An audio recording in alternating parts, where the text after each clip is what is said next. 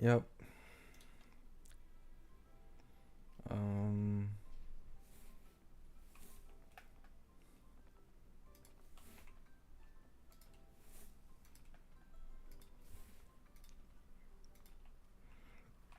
Hello, something. Ooh, leaks are tomorrow? Okay. I need to farm.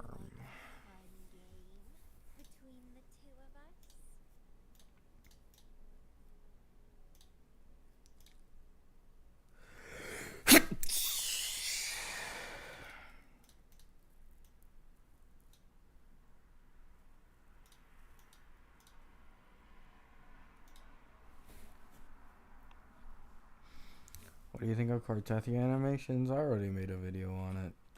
I think it's the best in the game easily. It's really good.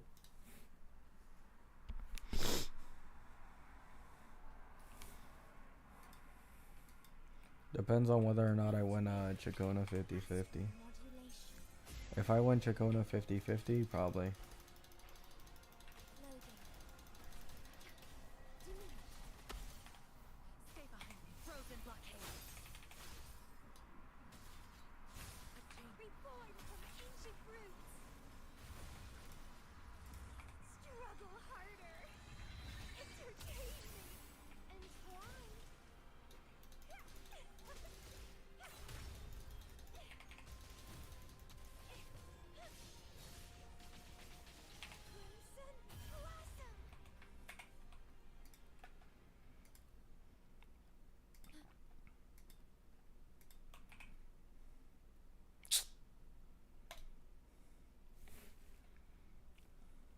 I already know it has a new region.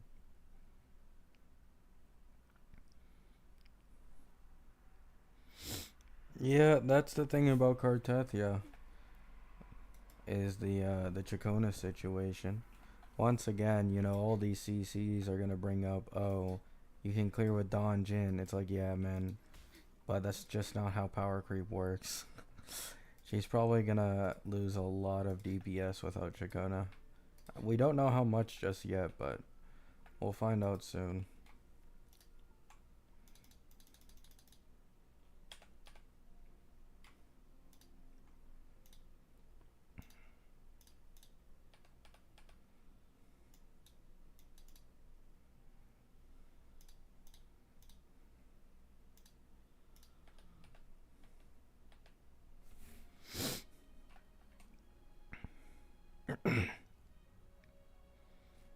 Understandable something. Did you regain your sanity? What do you mean? Oh, because I was on Genshin last time? I was exploring on Genshin for like an hour.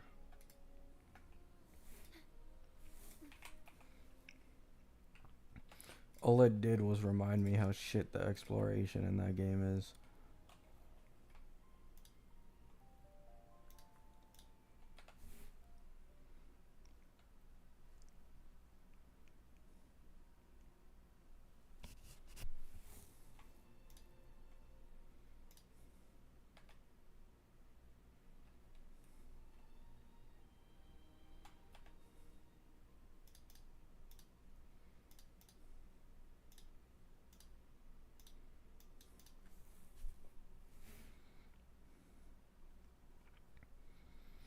Lupa, Changli, Brant will do the most damage? I mean, I don't know.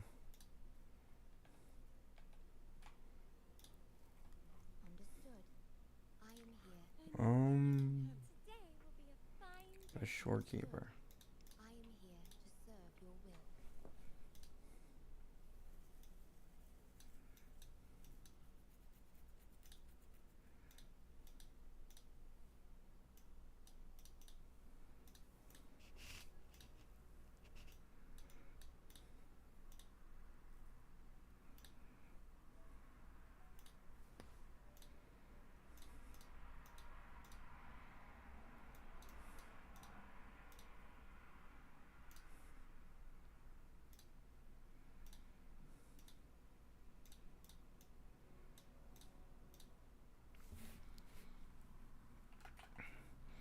Build Shorekeeper last. I already have Phoebe Zanny done. I already did Phoebe Zanny. What if Cartethia is bait for Prolova? What?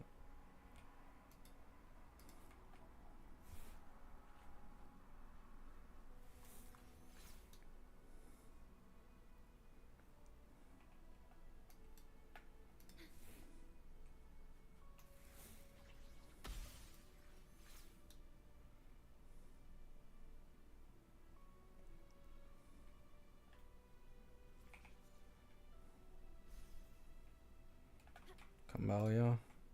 Understood. Would you like a fun game? There. The two of us? And I'll farm Hecate later. Boom. This changes everything.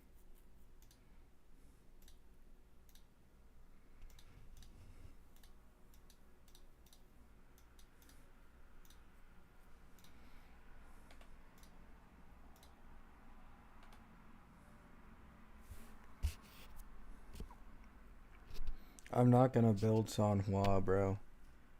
Of all characters.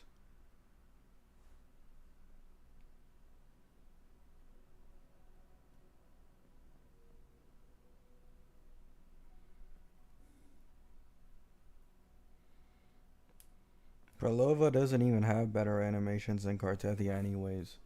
Like, Cartethia has the way, way better animations.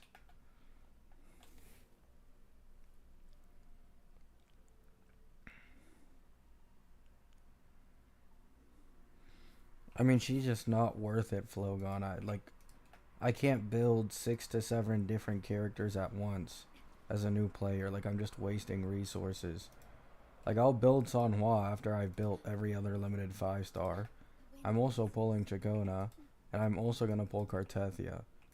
Like, building Sanhua right now is kind of like stupid.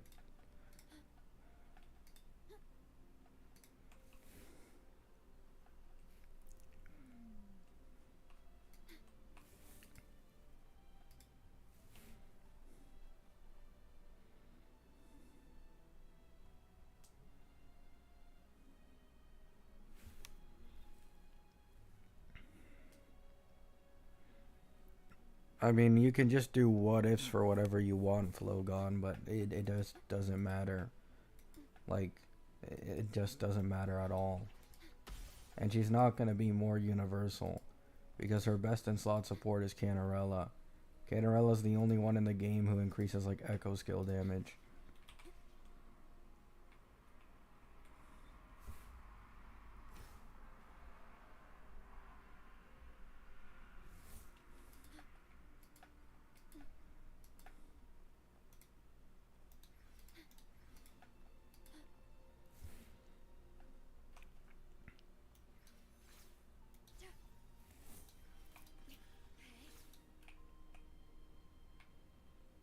Yeah, you could literally infinitely do what ifs. Like, infinitely what ifs for gacha games. Like, it just doesn't matter.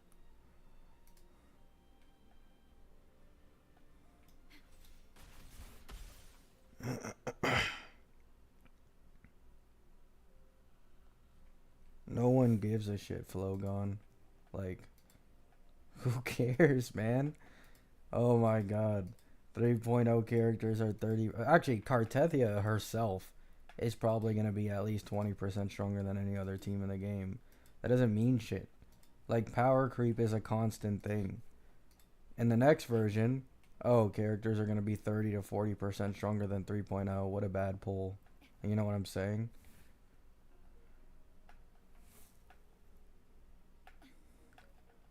Like, it's not like this only applies to the current cast of characters.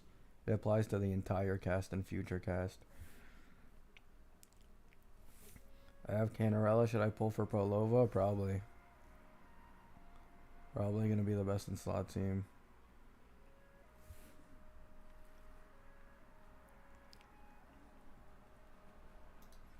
Nice, Sweepy.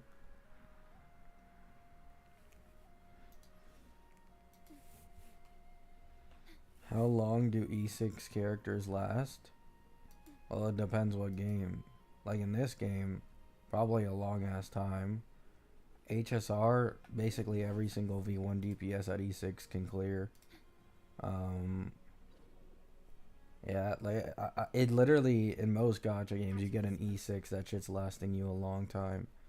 Now, if you want to talk about the worth of an old character's E6, it goes down a lot as games usually progress.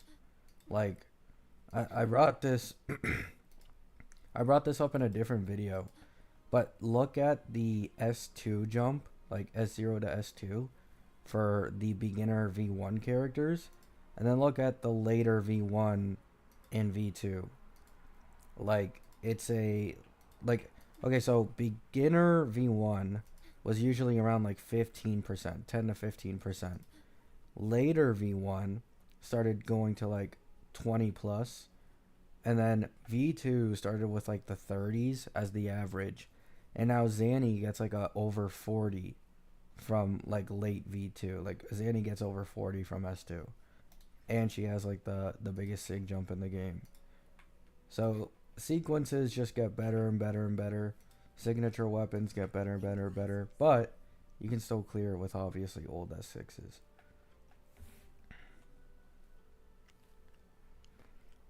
Yeah, like you should only ever put sequences or etalons on a character if you just know that's the character, right? Like that's the character, or you have the money to fucking spoil yourself, right? There's that too. But logically, right? If you can apply any logic to dropping $1,000 for a character, you usually only do that for very special cases, and you know you're gonna want that character for a long time.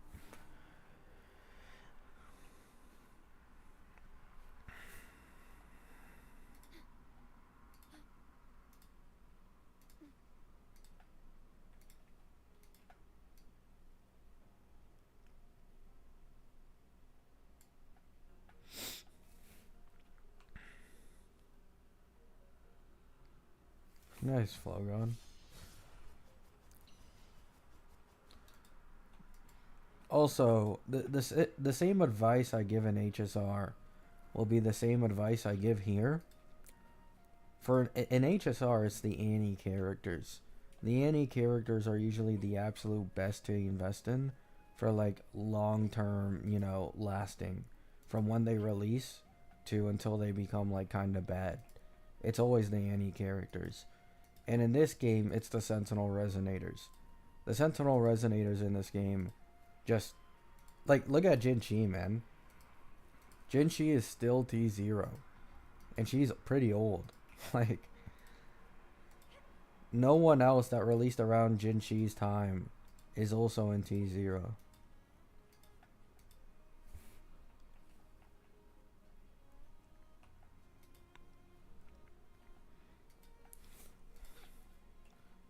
Well, yeah, more characters is obviously better.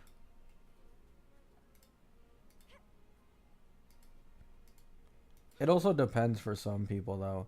Like including me, I don't think this Annie Patch's characters are that crazy. I only went for Zanny Peeb because I fell for the propaganda on TikTok with all the Zanny edits, and I don't regret it, but if I didn't use TikTok and I didn't fall for that propaganda, I would have easily skipped Zanny Peeb and just gone for Chakona Cartethia sequences. Because, like, I don't care too much about Prolova. I don't care too much about Lupa, especially since our best in slot team should be Brant Cheng Li. Two characters I just don't have. And, yeah.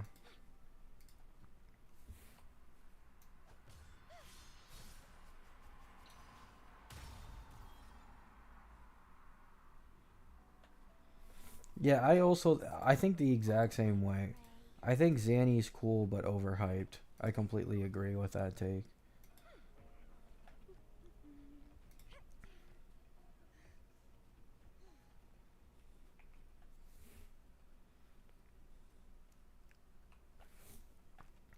Now I just want to see the kit leaks. I want to see if Cartethia can inflict arrow erosion for herself or not. Because if she doesn't, I mean, maybe she just doesn't even use arrow erosion. Like, that might be a little cope, but maybe she just doesn't use it at all. But, yeah, we'll see.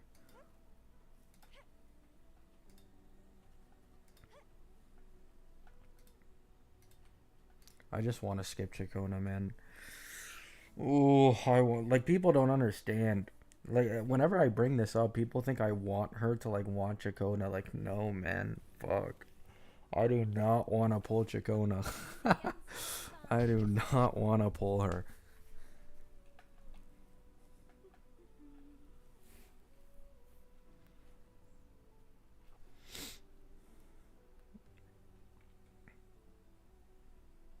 Nice link. Farming for asteroids and Wuwa is slow as fuck. Any tips? There's literally no tips I can give. Like, this game feels like a paradise after exploring on Genshin a little bit ago. Like, there's just nothing you can do. You just gotta soldier through it.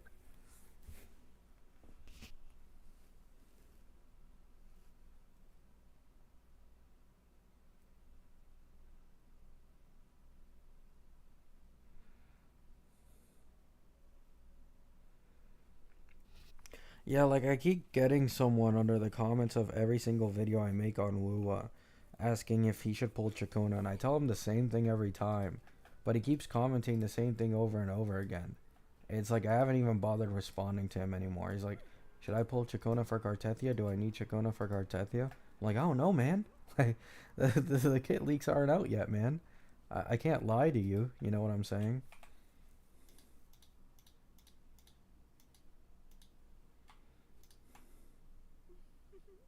Would you like a today will be a fine Would you like a fun game between the two of us?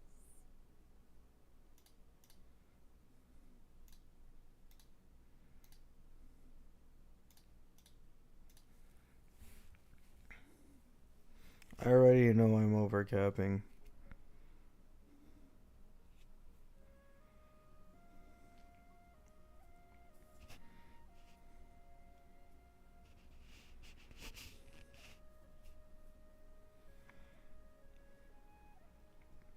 The cope is insane.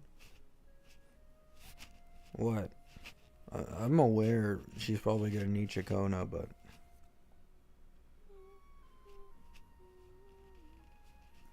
I mean that's fine, T. But that's fine to have like that mentality. But the thing is, even outside, like here's the thing you guys need to consider, right? Outside of the damage shit, outside of Chakona makes Cartethia 30 to 40% stronger, whatever the fuck it'll be when calcs come out. There is a bigger problem than actually doing more damage, which is rotations. Rotations without Chakona or Peeb are gonna be completely fucking cooked with her if she doesn't inflict her own arrow erosion. Like, it's gonna be the same problem Zanny Peeb has, where Zanny usually can't like use her entire time on Liberation because Spectral Rover is so slow in using Spectral Frazzle stacks that it just isn't enough to last Zanny's entire like rotation, right? It would be the same thing with Cartethia. Like, there is no other character in the game that can inflict arrow erosion other than Chakona. And the best like semi replacement thing you can do is put Peeb and then convert it into arrow erosion with arrow rover. But you're not getting like any damage. But you know, like at least that kind of fixes the rotation, right? But the problem here that's kind of obvious is you need to pull a limited character. That's kind of the problem here. You need to pull one of the two limited characters.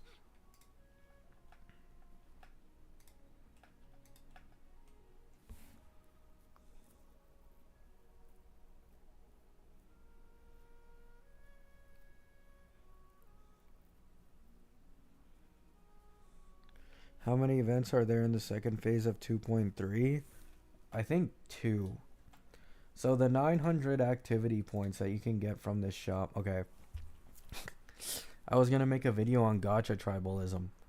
and Cartethia leaks came out, so I instantly stopped in the middle of it. But you need to pull 80 times, and this shows 2 events. I think there's 2 events on the second phase. QB Derby, Mount Firmament, and Dreaming Deep. Event unavailable. Your summer will never wither. Event unavailable.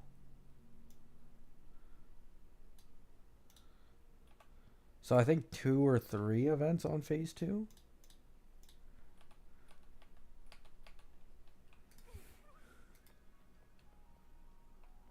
Oh, Dreaming Deep is another cube thing? Oh. So like maybe 1 more event.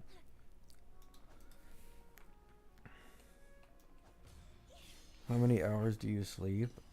Like 10 usually. 9 to 10. I mean, lately it's been pretty bad because dog problems, but...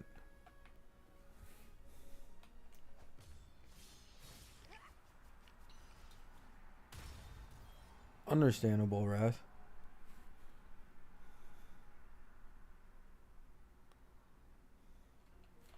Bro, going back to Genshin, like, I have felt only a fraction of what Genshin players have gone through, and it already it already ticks me off, bro. The second I made a video on Genshin, I had people in my comments saying, "Why are you playing Genshin? Wuwa's better. Wuwa has better animations." Like, bro, oh my god, I don't care.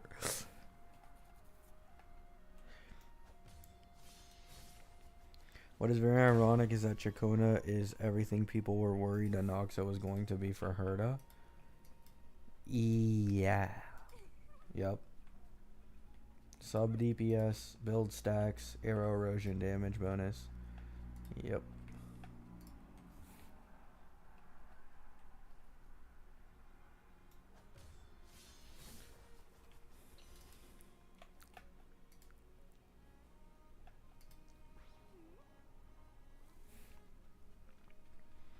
Oh yeah, there's also arrow damage bonus as well, my bad. Arrow damage bonus and arrow erosion damage bonus and arrow erosion and spectral frazzle stack generation. And if you have the weapon, and minus 10% res down on enemies. Massive.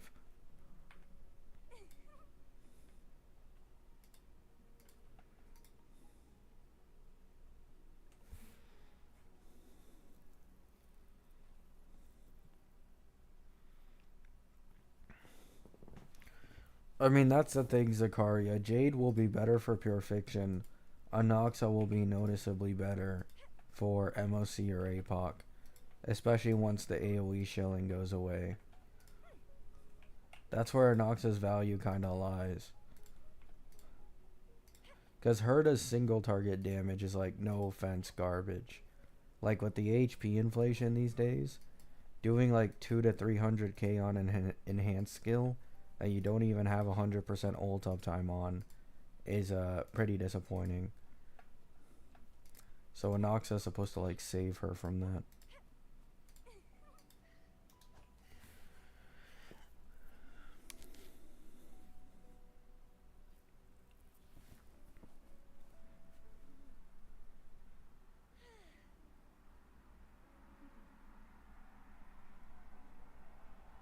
No, I agree, Valiant.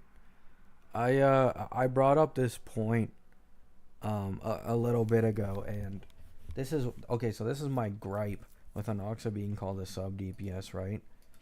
If you just have Anox as like a decent team, people make the argument like, oh, he's made to obviously help hurt on single target, which is true. It's true, but like, it is straight up just better to run hyper carry Anoxa in single target than running Anoxa with Herda to save Herda. So it's like, you can barely call him a fucking sub DPS at this point, man. Like, it's so depressing.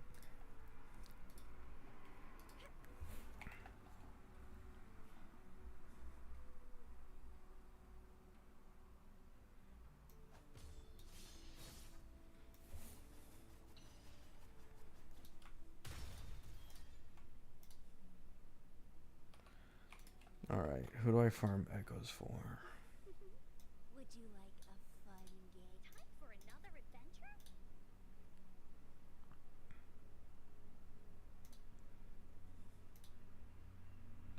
I could use a better 3 cost.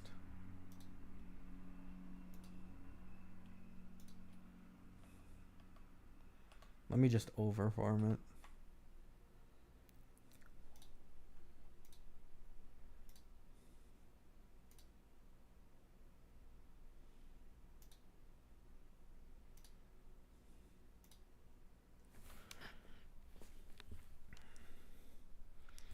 You see Cartethia ult? Yeah.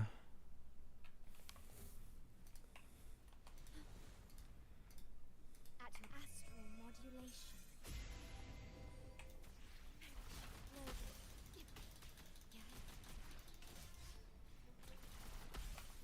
Stay behind, like rigid death. Cycle of corruption. A chance. Sprout of budding seeds. Struggle harder. Entertain me. It's getting fun. Crimson blossom.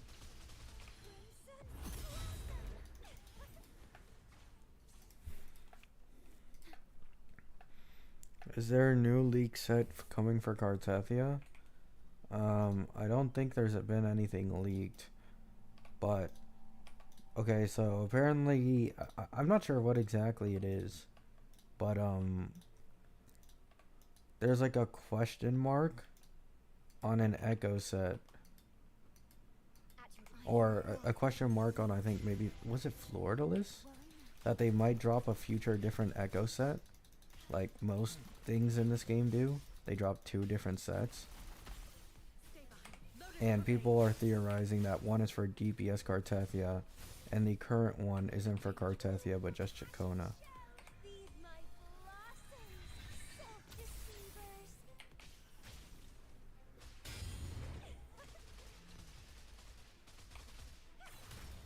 Crafting, suffer.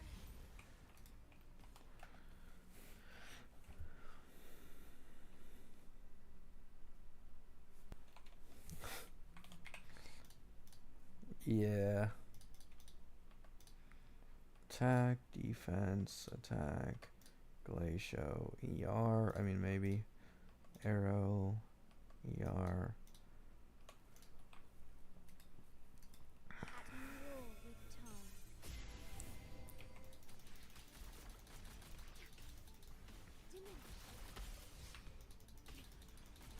I'm not gonna lie, I missed the dodging in this game. It makes doing rotations so much easier than Genshin.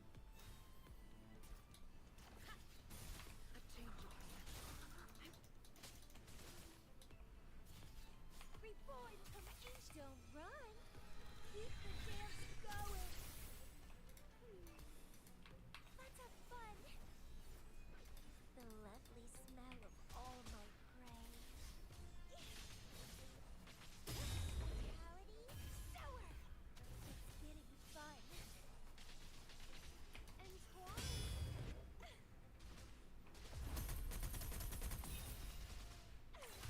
have fun. Stemming.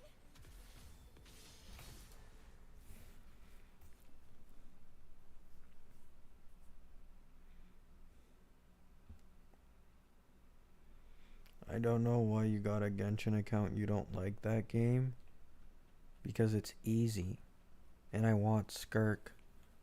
Like, how many times do we have to go through this, guys? The main attraction to me in these games is the characters. If I like a character enough, a game could give fucking 10 pulls a patch. I'm going to play it.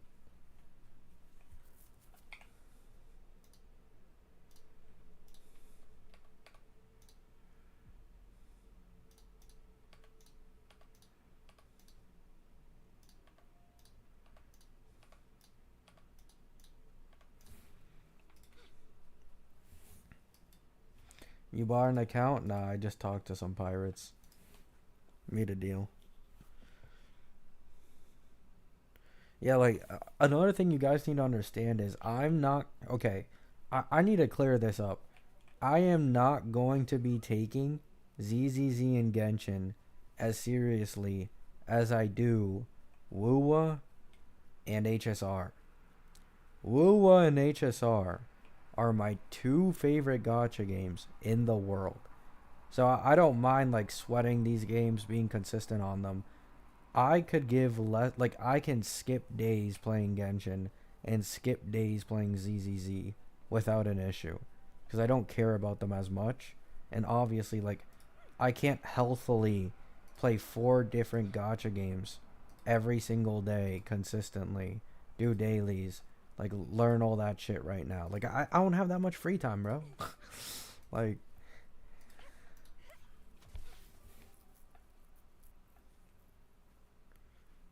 yeah, like literally the only reason I'm playing Genshin is because of Skirk. Like I just wish she was an HSR, but she isn't. So I'm pulling Skirk, and then after I get Skirk, I mean I'll probably just clear Endgame. Hell, I might make a video of me clearing Endgame on all 4 mainstream games. Wuwa, Genshin, HSR, and ZZZ. I'll make a video of me clearing Endgame on all 4 of them. At your disposal. I will be the #1 unbiased gacha guy. People will no longer be able to say, oh, you're a Hoyo shill hating on Wuwa, or you're a Kuro shill hating on Hoyo. Stay behind me. Frozen I will rock. forever silence people. A change of Bloom from ashen shell.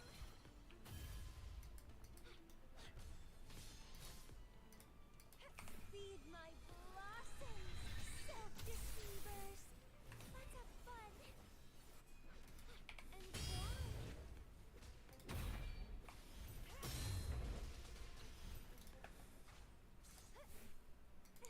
This guy is a Fortnite shill? Well, yeah, I'm way better at Fortnite than any other thing.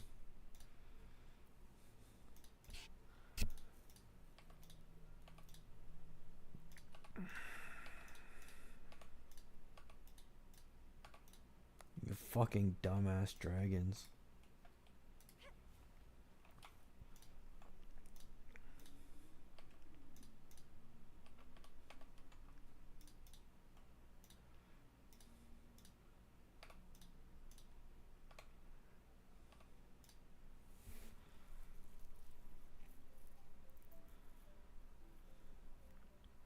If you're going for Cartethia, are you gonna go for Chakona as well? I'm waiting for the kit leaks to see how big of a difference Cartethia makes. Like overall, I don't mean only damage. I mean rotation wise as well. Because in my head, the rotations are gonna be a little cooked with Cartethia if you don't have Chakona. So if it's a 20% difference or lower, I'm skipping the fuck out of Chakona. But I get the feeling this is going to be another Peeb situation, and it's going to be more like 30 to 40.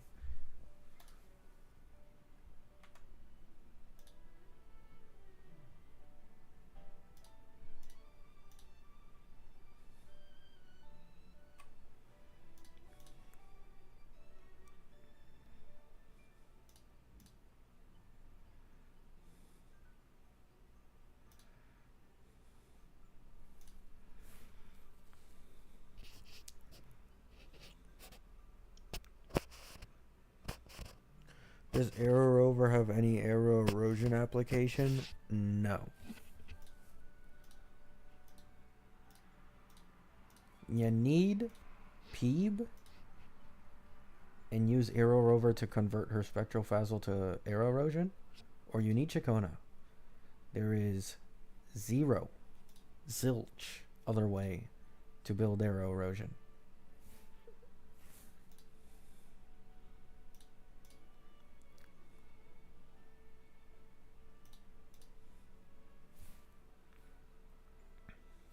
Who are you pulling in ZZZ? To be honest, I wanted Vivian, but it's way too fucking late now. So, okay. Call me, lazy player, skill issue player. I'm waiting for a Mia Ball rerun so I can get her M2. hey, you know. uh,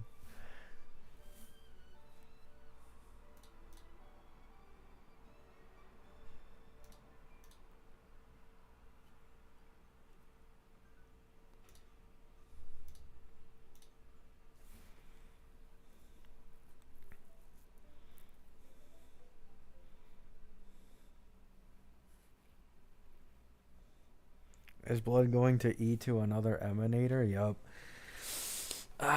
It's too easy, man. It's too easy. E2 Herda, E2 Acheron. Now we're getting E2 Miyabi. It's too easy.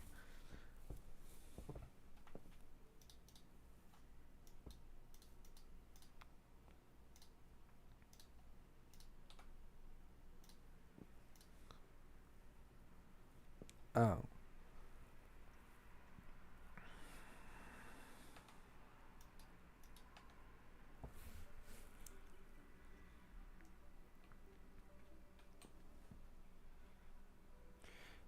Gabby shivers with fear at the thought of actually putting in effort into the games he plays. The thing is, Draco, that is completely accurate. And I mean completely. I am fully shameless. I love convenience. I love just shitting on everything without having to use my brain in the slightest. That brings me enjoyment. So, that's why I'm going for it.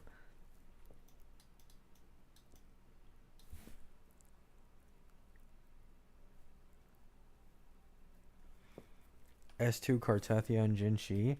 I actually do plan to do that. Not Jinshi. Because, okay, I just like Carlotta more. Okay, I straight up like Carlotta more. But I do plan to probably get S0R1 Cartethia. And then on rerun, probably S2 her. Because this is, this is just my opinion. But if Zanny gets like a 40% jump from S0 to S2, I'm giving Cartethia 50, right? We're talking power creep everywhere. Animations, weapon, sequences, overall damage. I'm talking power creep everywhere.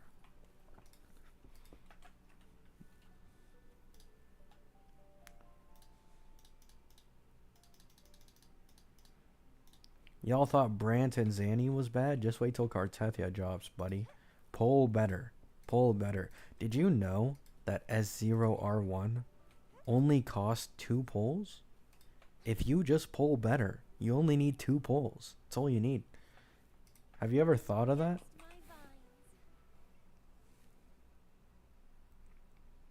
Favorite game is AFK Arena. I've never even played that game.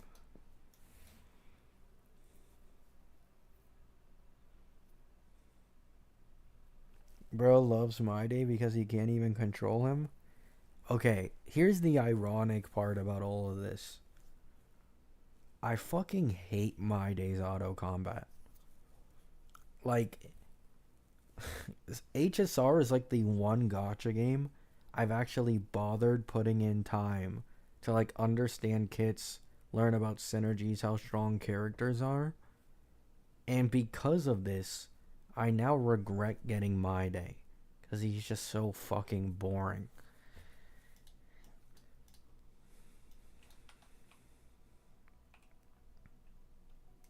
Like, he still shits on all the content. Fuck. He's getting max score in pure fiction for me, but...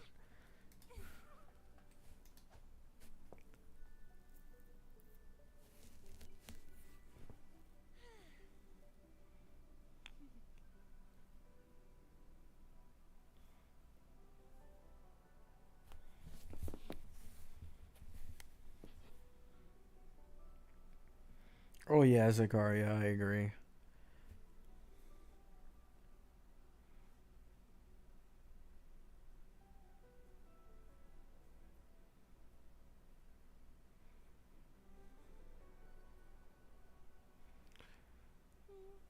I skipped My Day and will be skipping Fainon. I mean, Fainon... Fainon looks broken. I don't know how they're gonna balance this guy. So I saw another Feainon leak, and according to the leakers, when Feainon, take this with a grain of salt, because these leakers fucking love, and I mean love, to use like E6S5 stats as the standard for these characters. So actual numbers is always fucked up. Like they used to say My Day would have over 20,000 health in his Vendetta state. He's usually only at 13 or 14, right? What was I gonna say? Oh, leakers said Feainon has over 10,000 attack on the stat screen during combat for his second transformation. So, you know what I'm saying.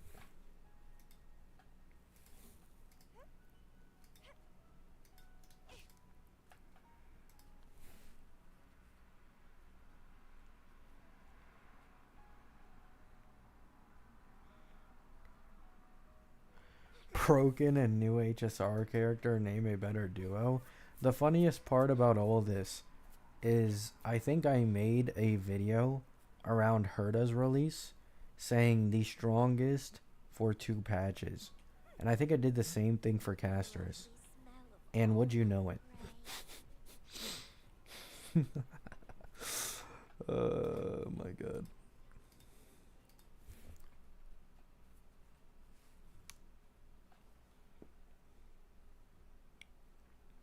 That doesn't mean anything if his multipliers are low, though. I mean, I guess, but like you got to keep in mind, all allies leave the field. Like I doubt his multipliers are gonna be low, cause he doesn't have allies that can give constant AA and shit. Plus, that's just the attack. That doesn't include the light cone giving skill and ult damage bonus, defense shred, heal back. What was it? Oh yeah, this doesn't include the damage bonus from everyone else on the team as well, crit damage, like all that other shit. Like, you know what I'm saying?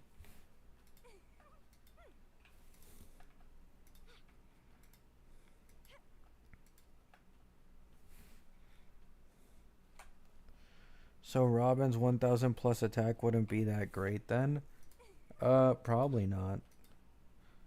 Robin, in my opinion, the main thing for Robin here is running sustainless and then giving action advance to Sunday plus Aridra plus Feainon.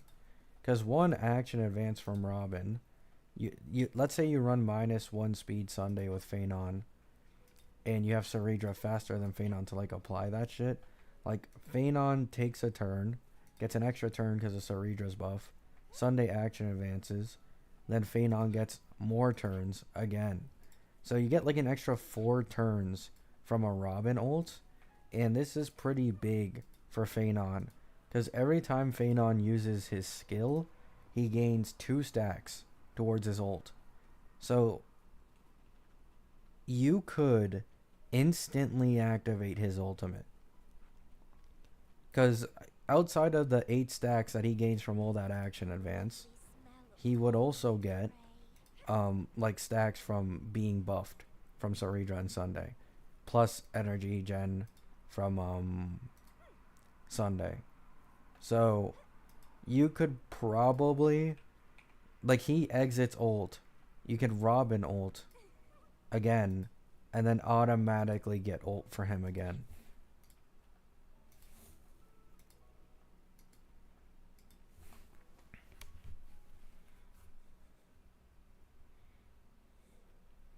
He's not a counter character. He just has the option to counter. Like, one of his enhanced skills out of like 2 or 3 in his second form makes him counter. That's how it works. There's other ones that don't counter. But the reason why his light cone, in my opinion, is very important, outside of how broken it fucking sounds, is once Feainon drops to too low of an HP threshold, he automatically leaves his second form. So the light cone giving heal back is pretty massive.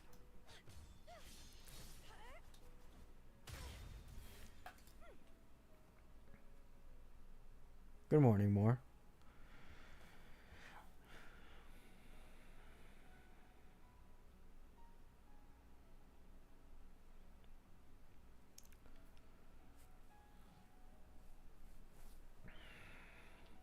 Does that mean your S4 Clara Lycon will see the light of day? No. Because my account with the S4 Clara Lycon, I quit. That's the one with the emanators. I plan to pull Feainon on my My Day account. Because my My Day account has a E1S1 Sunday. So, yeah. I also have double guarantees on both banners.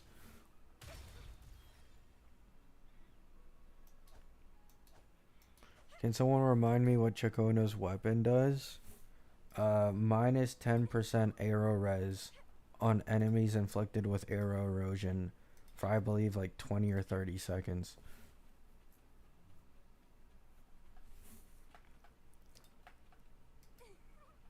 So it's like a 15% overall damage increase for the entire team, if I had to guess. Because res pen is usually an overall stronger like overall damage output than the specific number that's there.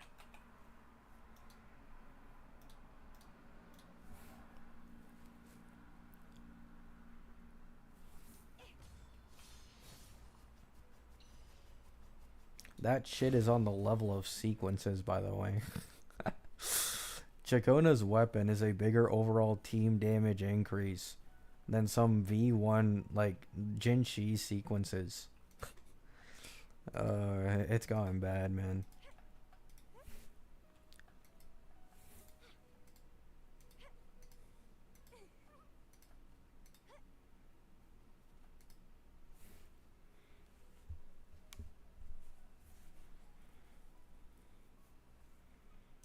Weapons are getting to cook tier.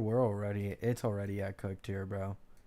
Like, I was gonna make a video on gacha tribalism, and I mentioned this in the video. With Phoebe, like, okay, I made a video where I thought the weapon was like 25% stronger for Zanny with Peeb, but apparently that's if, like, this is with S0R1 Phoebe. So if you don't have S0R1 Phoebe, or even Phoebe at all, it becomes a much bigger difference because Phoebe already gives a lot of Spectral Frazzle Lamp. So the Spectral Frazzle Lamp from Zanny's signature isn't that crazy. But without a Phoebe, you're not really getting Spectral Frazzle Lamp from almost anywhere. So it makes a bigger difference having her weapon. It's 40%. 40% better than Abyss Surges without a Phoebe.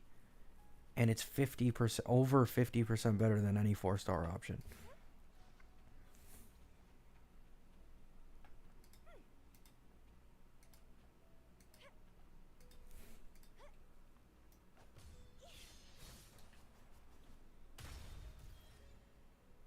Oh, really, Dark? Yeah.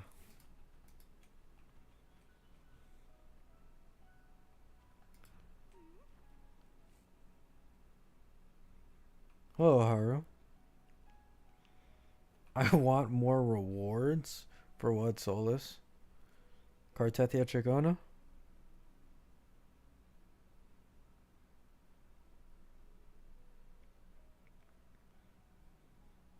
Captain Cabinets commented on your video and the first thing she said was quit the game. I don't even know who that is. I mean, I get it all the time. Like, people just say quit the game on every Wuwa video I make, bro.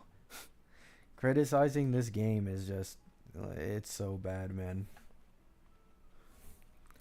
Like, remember when I talked about the social experiment I did?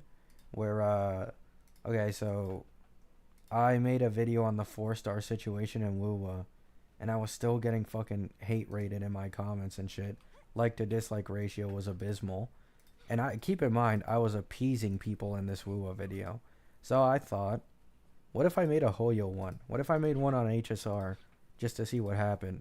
So I made one exactly on HSR, and I went harder, and I criticized HSR way more than I did Wuwa without holding anything back, and it performed normally. Over 90% like to dislike ratio, no one hate mobbing, no one hate rating, almost everyone's agreeing. Like,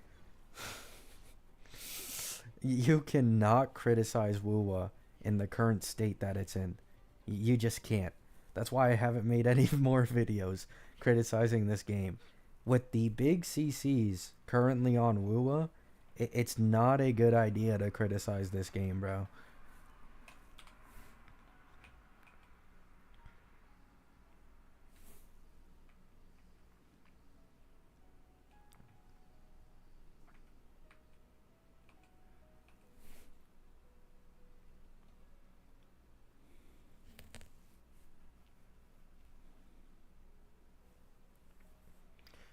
non-sig weapons just feel bad in general. I don't care if the banner is 100%.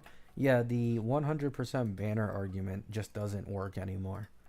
Like, bro, the signature weapons have gone so bad post Brant that it's like, there's not even an argument like, oh, the weapon banner is 100% guaranteed.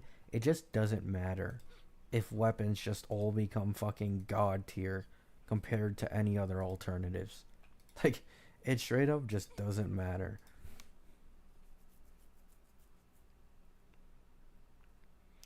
Isn't better for engagement and views, like YT loves to push those types of videos? Yes, they do. Like, if I wanted to, bro, I could become like one of these drama farmers, bro. Like, I'm not gonna name the CC, but yesterday I was on stream. I looked at a CC's channel. They main Wuwa, yet their ratio for making videos on Wuwa versus making videos on like drama farming, comparing it to Hoyo, saying Hoyo, like all that shit, it's like 1 to 4. Like, for every 4 videos they post drama farming and shitting on another game, they only post 1 on their main game. And it's so depressing, but it works, right? Like, you guys saw those videos that I made criticizing Woo. I got a shit ton of views. But I don't want to do this for money. Like, you know what I'm saying? Like, money is kind of like a side thing because I don't treat this as a job. This is a hobby for me. I just want people to, like, wake up. That's all I kind of want. I don't really care for incentive. I just want people to wake up.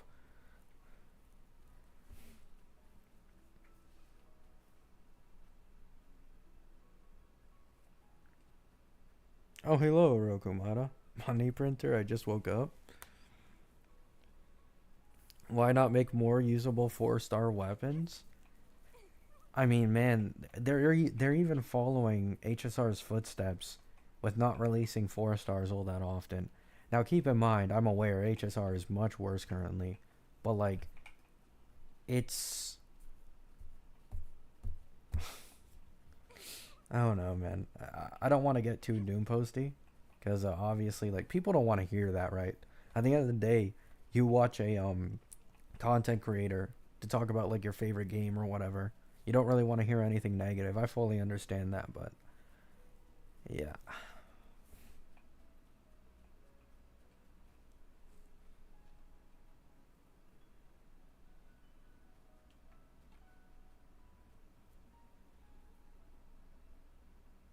How hard is it to release some 4-stars? Not hard at all, man. It's just that it doesn't put money in their pockets, you know what I'm saying?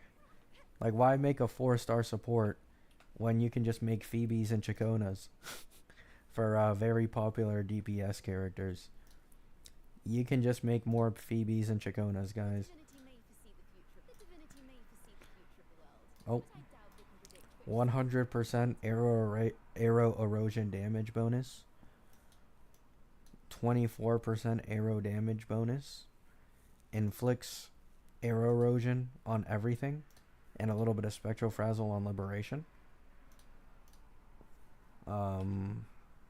What's it called? Weapon. Puts minus 10% arrow res on enemies inflicted with arrow erosion, which is like a 15% overall damage increase for the entire team, which is better than some sequences in this game. Yeah, man. Got Peeb doing the same shit too. Minus 10% spectro res and 100% spectral frazzle damage.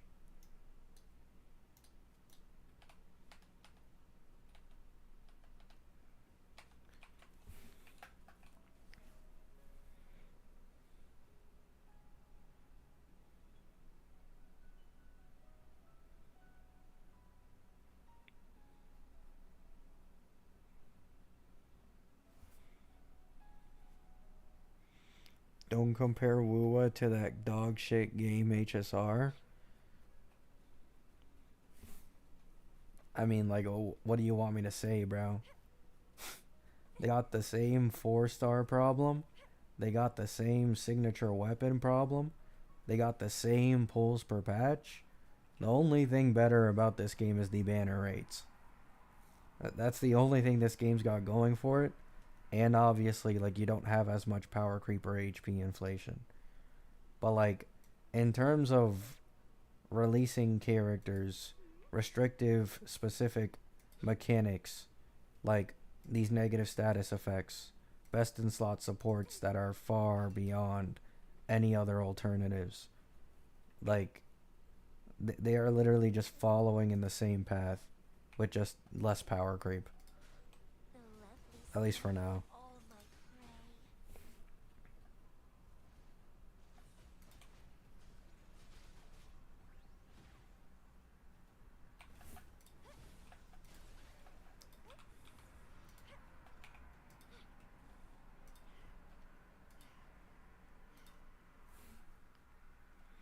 prey. HSR has been doing it for a year though. Yeah, and HSR is 2 years old. You want to know something crazy? This game still isn't a year old yet. And, you know, just a coincidence that 1 year into the game's lifespan is when they start making these negative status effects. Post-branch signature weapons, sequences are getting bigger, newer DPSs are stronger. Yo, the first year of gacha games is always slow, man. I don't know why people don't, like, realize this. The first year, at least for all the mainstream gacha games, was, like, very slow on power creep and shit. It always ramps up the more time progresses.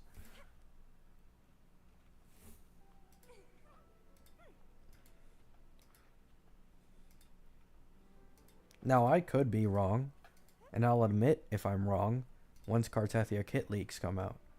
Because the same way HSR like has Castris and Feainon for the entire version to like make newer characters revolve around that same power level, if Cartethia is not stronger than Zanny Peeb or is barely stronger by only like 5-10%, I'm not gonna say anything. Okay? I won't say anything. I'll say this game's probably fine. But if it's 20% or more when Zanny and Peeb is already 15 to 20%, that means the difference between the strongest team in the game now versus the strongest team 2 patches before is 40% or more. Like, you know what I'm saying? I'm not saying Zanny's Acheron level. I'm saying Cartethia has the higher chance of being the actual power creep, not Zanny. It's the combination of Zanny Peeb being power creep plus Cartethia being power creep over Zanny Peeb that would make it Acheron level.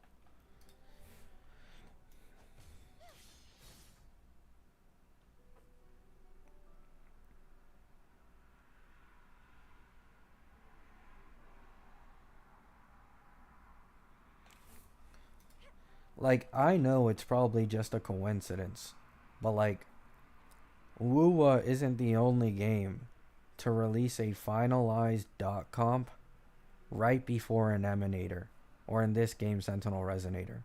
You know, this happened before in a certain other game, and it led to a very bad path. And in the first place, if Wuwa was as generous as people try to make it out to be, they would have improved on the system they had in PGR for banners instead of literally making it worse. This game has 50-50 when PGR doesn't have 50-50.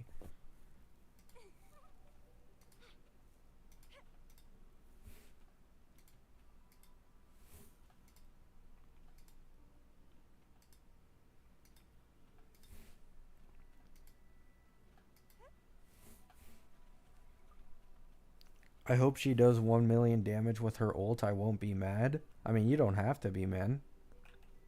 You don't have to be mad. That's the thing. You don't have to care about power creep. You can acknowledge it exists, but does it affect you? I mean, from the way you're talking, probably not. But the point is that it exists, and it will affect some people. The same way applies to any of Hoyo's games. As long as Don Jin can solo, just wait till that HP inflation hits, man. One more. Just one more HP inflation, he's fucking cooked. I'm already seeing him barely be able to clear the hazard tower with only like a few seconds left.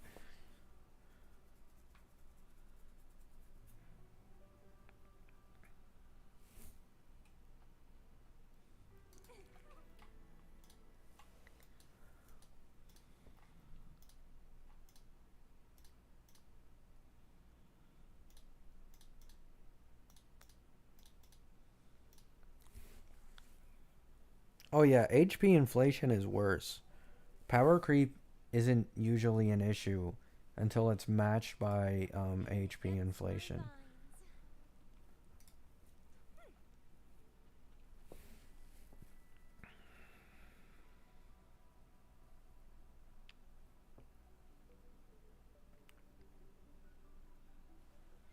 Feainon isn't looking as strong as I thought he would be. What? You don't think Feainon looks that strong? Were you expecting like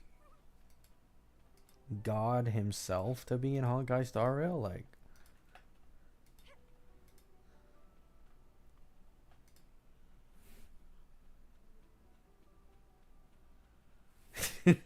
he needs a buff, please, Hoyo.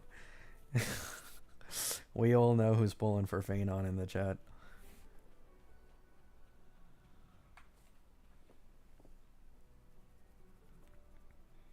Yeah, instead of 10,000 attack on the attack screen in his second form, give him at least 20, man.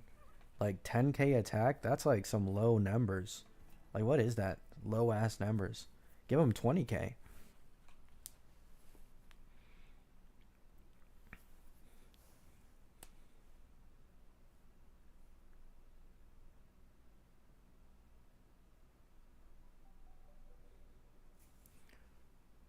Do we even have Feainon kit? Yeah, entire Feainon kit was leaked yesterday.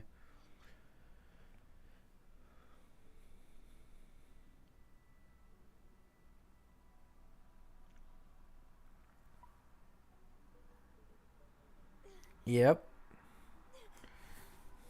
Well, once again, I really need to clarify. I don't think this game will ever be as bad as HSR. Even if it follows the same patterns and trends, and it does follow in the footsteps of power creep and HP inflation, I don't see it just being like HSR is in its own league, bro. HSR at this point is in its own like entirely different league. But it doesn't change anything that even if this game isn't as bad, it's still bad. Like, you know what I'm saying? If that makes sense. Oh my god. Bro, guys, I was on Genshin doing exploration for like an hour before this stream. Like, oh my god, I missed this. Like, look at how fast I'm climbing this shit, bro. Oh my god. I think sprinting in this game is as fast as Mavlika on her motorcycle.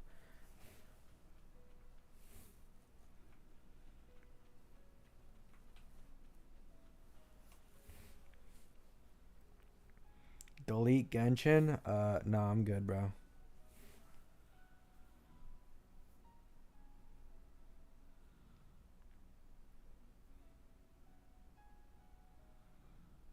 Yeah, okay, so if you're a new player in HSR, power creep, HP inflation, that shit doesn't apply to you, right?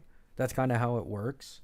In most of these gacha games, if you're a new player, you can basically instantly guarantee an entirely new comp just by being a new player because you have so much access to pulls.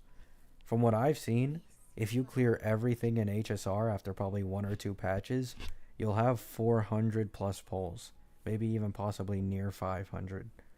And that's enough to obviously get like an entire limited team. And if you're lucky, if you really want to bother doing re-rolling or whatever, you could probably get like 2 limited teams as a new player. Like you run Gala, you pull for Gala banner whenever he's on it. Try to get at least like E2. If you can't, you know, it's fine. As a decent sustain. And then you can cope with links if your team is strong enough, but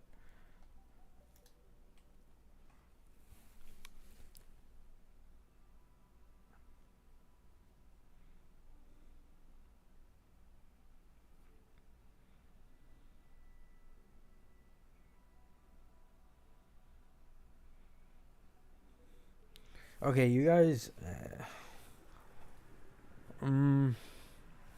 Okay.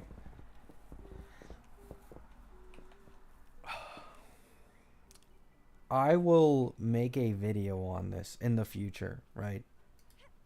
when I actually get used to playing Genshin and I learn Genshin rotations and stuff,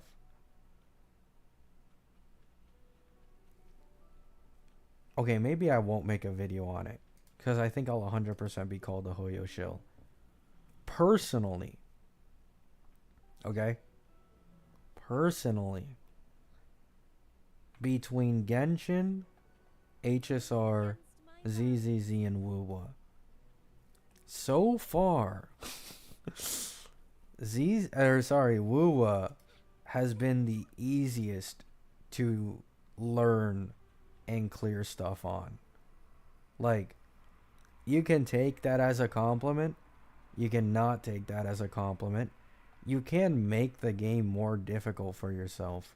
But this game, with me being completely brain dead and having nearly zero clue how to do an optimal rotation, I still just kill everything. So far for me, this has been the easiest game to like clear content on compared to the other 3 Hoyo games. Now, I'm not counting Genshin as much because I've taken a long break from Genshin. Like, my break from Wuwa was only like 3 months, or like, I don't know, 3 patches. My break from Genshin has been like a year or more. So I've basically forgotten completely how to play Genshin. So I'll come back to this when I actually learn how to do stuff on Genshin again. But Wuwa has been the easiest for me. Like, the fact that you can dodge shit and you can parry shit is an insane quality of life that for me just makes everything so much easier. Like, I don't have to worry what the fuck the enemy's doing when I can just parry or dodge.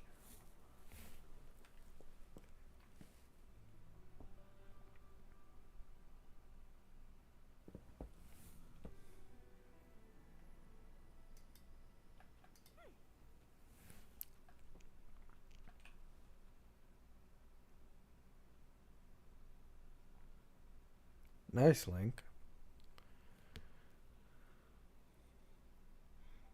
Bro still hasn't used Zanny and Phoebe. Camellia jogging session is boring for me.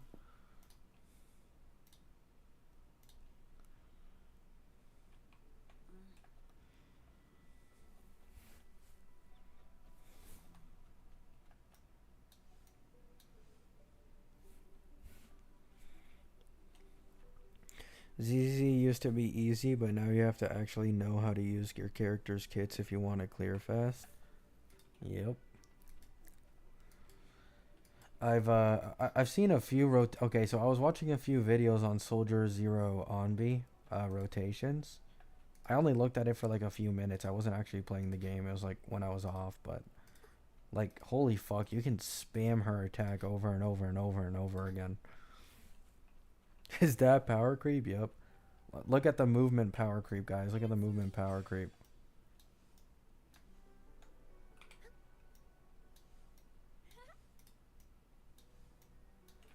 Huge.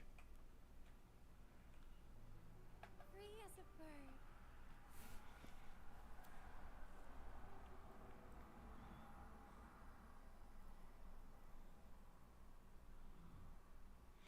The problem is in HSR and Genshin, you can't combat the power creep with skill expression. I argue you can. Now, I understand in HSR, it is more, the skill expression needs a base, right? I think the best way I can put it is, to have skill expression in HSR, you need a stronger base of relic investment than in these open world games where you have like different tech that you can use to obviously like cut rotations off, animation canceling, whatever the fuck, right? But there's a lot of people who just struggle and struggle and struggle to clear endgame, even with some of the newest units I've seen on Twitter that are completely casual. And then you'll go on YouTube and get recommended a video like I did of 4-star 80k points pure fiction, 4-star only, or low cost seal 0 cycle, Argenti 0 cycle, old Dill Jingli 0 cycle, low cost. Like, I don't know.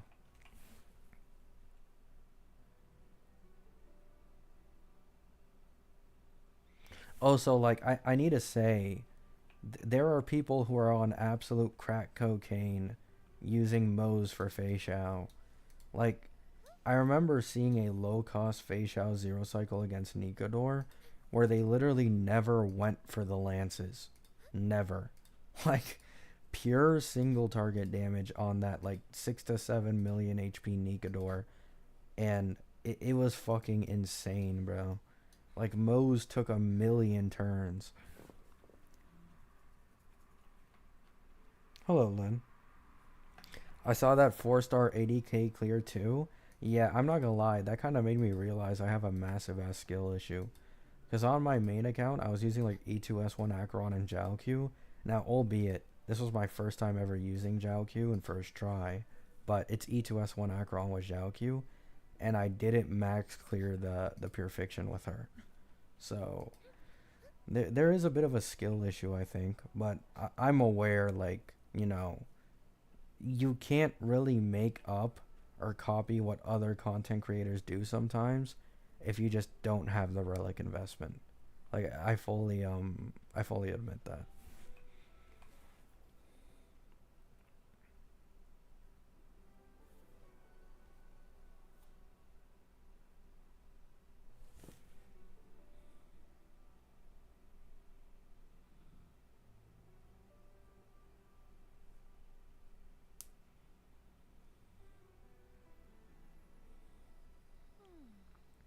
People don't want to build 4 stars except for their 5 stars. I wouldn't even say this is true. Like, if a 4 star is good enough and like decently popular enough, especially in HSR where there isn't really much to do other than build characters, like, in my opinion, people would 100, like, bro, I can't imagine, right? Like, just think about it. How many people do you think accidentally pulled a 5 star while pulling for Gallagher copies? Like, it's gotta be in the tens of thousands at this point, bro. Like, Gallagher is him. Himothy of the 4 stars. He has the best value of any of them. And he still reigns supreme. Like, he still reigns supreme. Until Hyacine comes out for, like, Casterus in my day.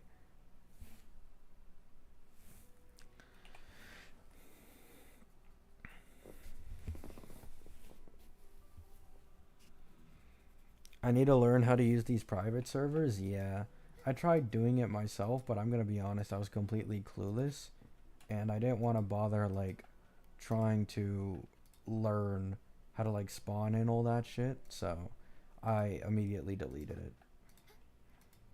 But yeah, if you learn how to use a private server, you can literally do all the combat testing you want and spawn in whatever relic stats you want.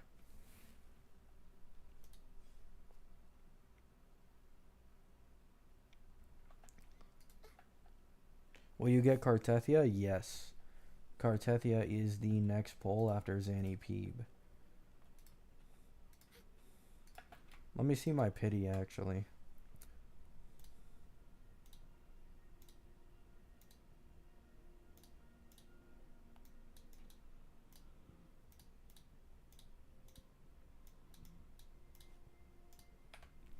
So we got 8 pulls, nearly 9. 5, 10, 15, 20, 25, 30, 35. So I'm at 38 pity on the character banner. And I don't think I'm on all that much on the weapon banner. Yeah, 0 pity. So I will try to get Chakona. Obviously, I'll probably have enough to go to 50-50 when she releases. If I win the 50-50, you bet your ass. Okay, so 2.4 is a new region drop. So we're probably going to get near the similar polls as Renacida. Renacida had like 150 free-to-play polls, and I bypass in this game. So that means I get 174. So I can guarantee Cartethia, even if I win on Chakona. Your Wuwa luck is running out. Don't get too comfortable. This isn't luck, guys. This is hidden pity, right? Wuwa saw how much I was suffering on Hoyo. You know, 7 50-50 losses in a row. Then right after that, 5 50-50. Wait, actually, no. I think it might be. Oh, no. My day broke it. Yeah.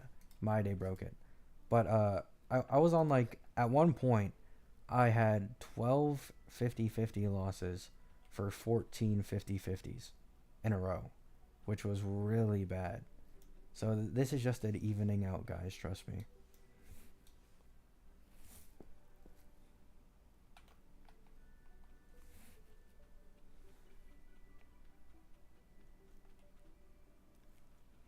We get to play her boss form? Yeah.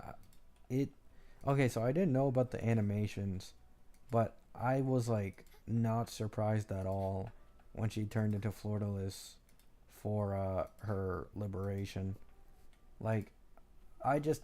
I completely believed in it the second I saw the drip market, and it's like, yep, that is the case.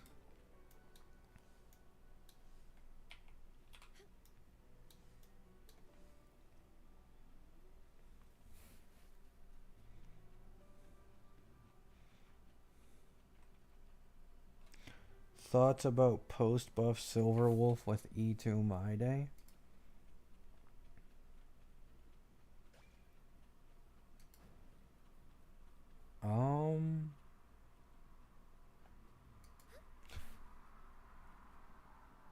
Haru, you have E1 Sunday, right? Or do you not?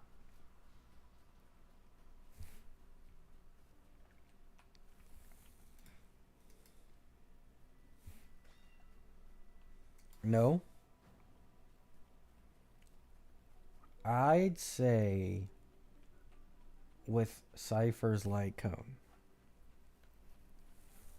This is a very specific requirement, but oh wait, actually, you might not need Cypher's Light Cone.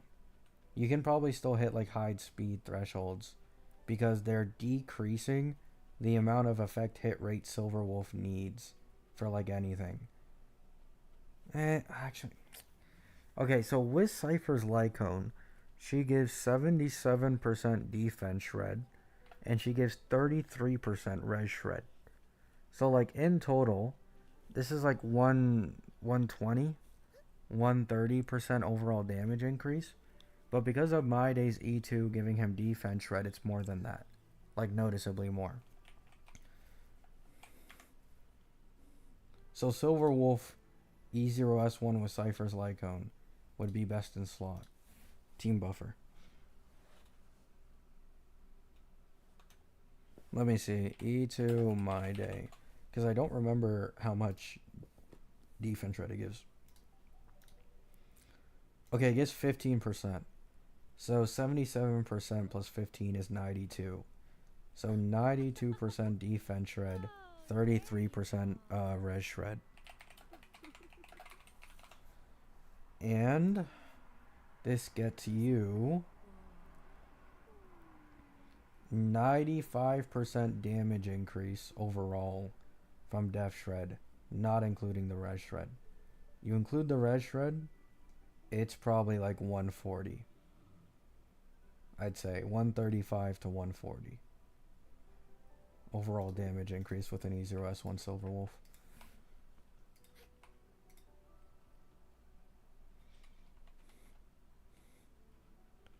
I'm so happy Silverwolf is finally getting good. I'd hold your horses.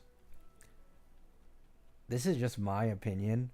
I think they're gonna nerf Silverwolf's overall multipliers for either her res shred or her defense shred.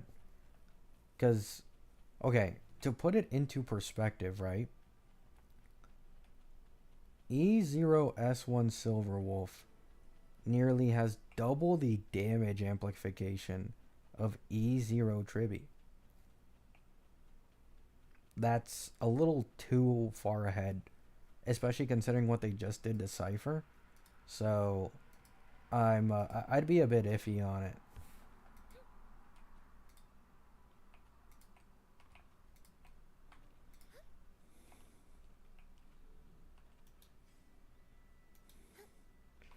Every time you speculate, it comes true. Please shut your mouth. My bad.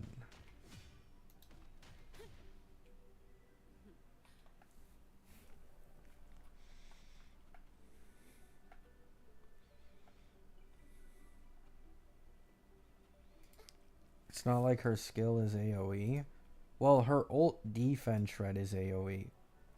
And she always weakness implants the first ally on the team's element. And they might make it blast, I think, her skill. It might not be AoE, but I think it's supposed to be blast. So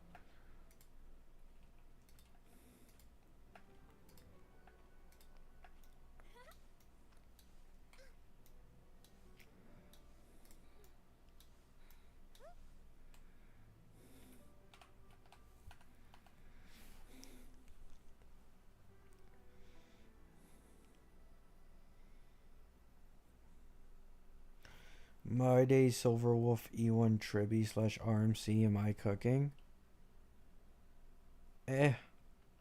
Oh, sustainless. Yeah, that would probably work. For a second I was confused. But yeah, that should probably be fine for clearing most content.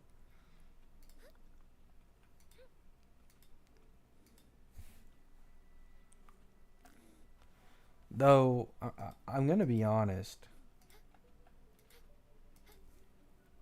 you don't get much value out of the E2 if you run him sustainless. Like, the entire point of the E2, outside of the little bit of defense shred, is gaining charge. He gains like 0 charge in sustainless because he's constantly on like low as fuck health.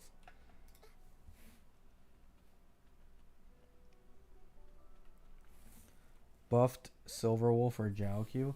Jiaoqiu is still going to be way better in terms of stack generation, but Silverwolf is going to be way stronger in terms of overall damage output. Like a base E0/0 Jiaoqiu, I think gives like 55% vulnerability total, and that's like obviously like around a 55% overall damage increase, but it's like not even comparable to Silverwolf right now. Like, Silverwolf has more than double the damage application or amplification.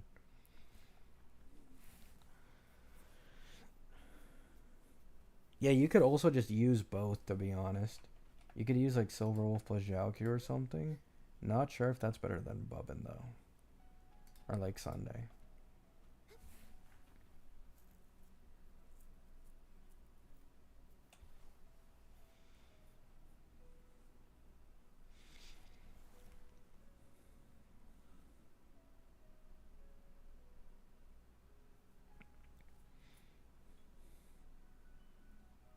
Yeah, Silverwolf would be better in any team than Jiaoqiu. Like, I'm not gonna lie, the little bit of cope that Jiaoqiu had left of, oh, at least I'm general, so even if I'm not best in slot, I can be semi-useful, is now completely shat on by Silverwolf. So, hey, any Jiaoqiu lovers, just wait till the buffs, man. Wait till the Jiaoqiu buffs.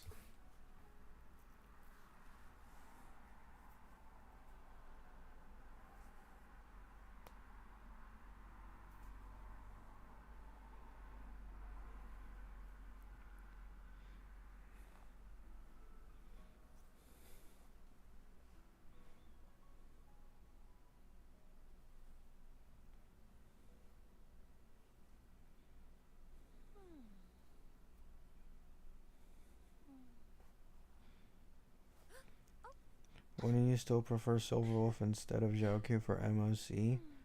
I mean, just hit harder, kill them faster.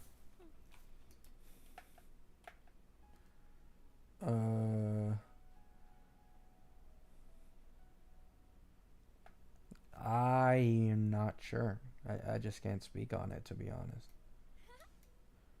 We don't know exactly how Silverwolf is going to play differently now and how strong she'll be, so everything is just speculation. I don't feel comfortable saying something's like guaranteed.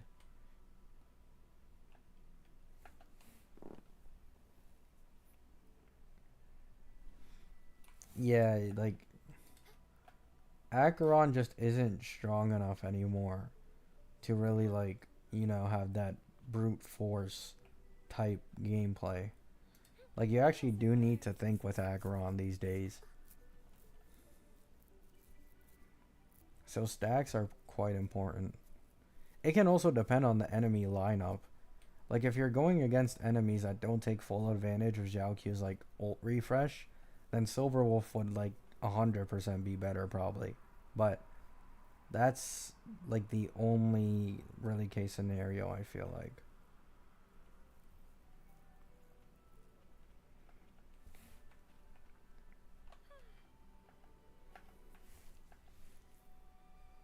Who's the next white dress woman in Wuwa? Honestly, no clue.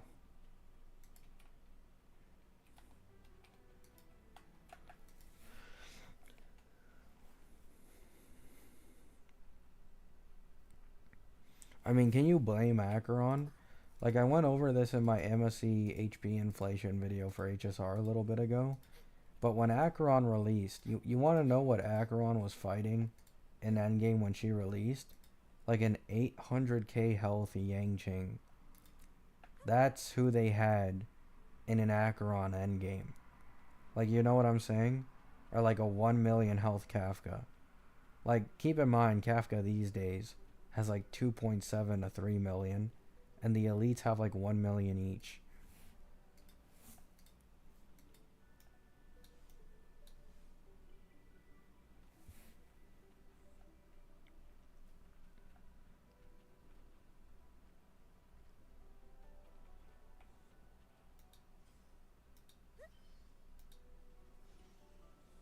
Oh yeah, I'm not saying Acheron won't clear, but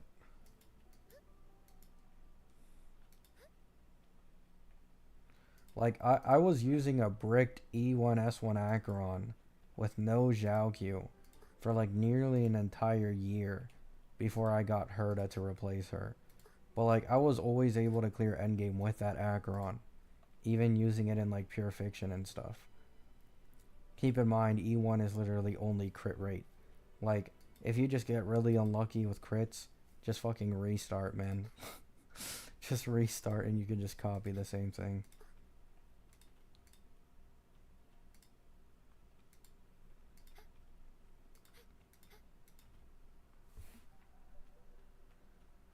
You reach world level 60 yet? Nah, I'm on 54.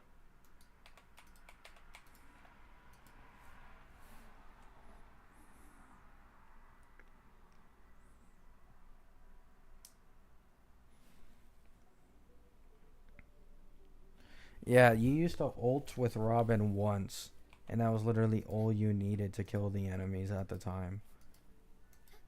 And now, Robin's energy issues are much more transparent because you need like 2 or 3 ults these days to actually like finish an enemy lineup.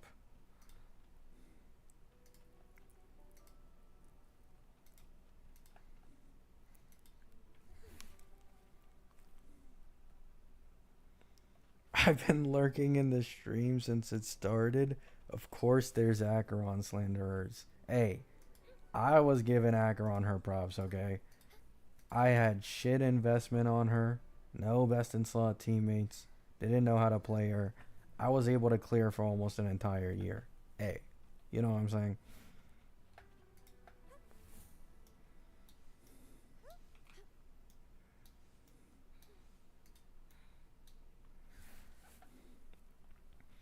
I would say that E1 is better than E2. Are you rage baiting me right now?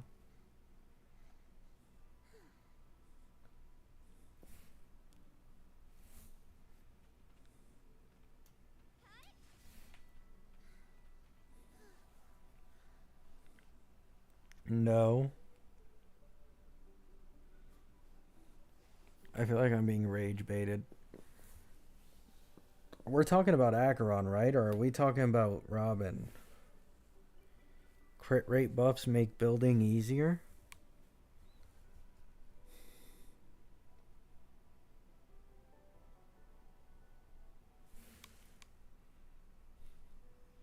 Guys, look.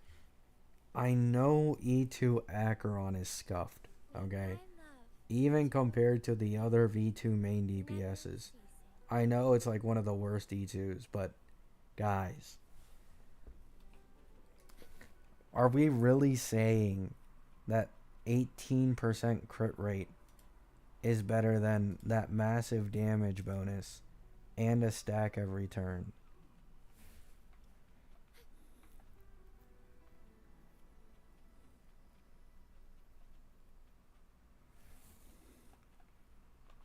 Dark forces approach.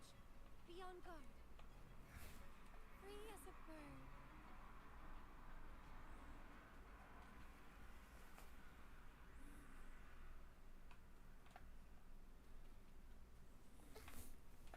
Hey, you know, I disagree. That's all. I disagree.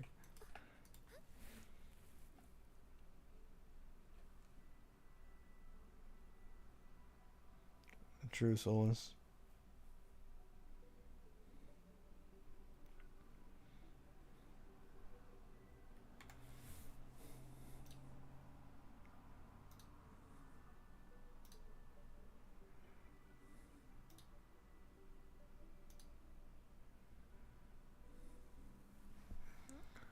Um, I'm going to crash out. What happened, Kiwi man? What happened? Zhao Q exists for a reason. Zhao Q isn't even like Zhao Q is already getting beat by Cypher, man. It's cooked.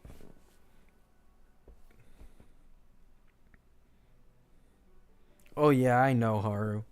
Bro,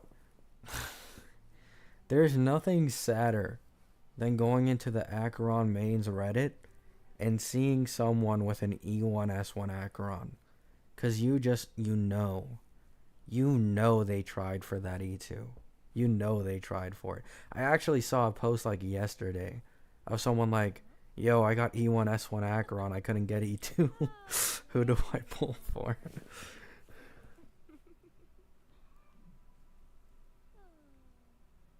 Who's a good boy?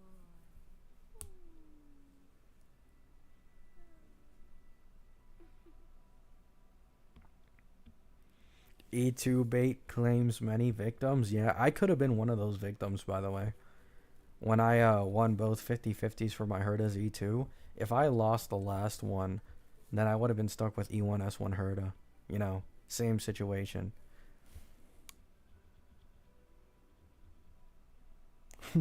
No problem, boys. We need to clean up this Acheron hating chat. I mean, I'm not gonna lie. That E2 E1 comparison is crazy to me.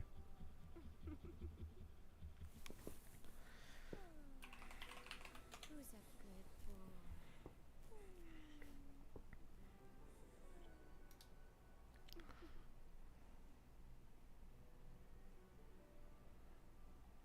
Let me see. Has Pride One updated their tier list? Holy fucking ad spam.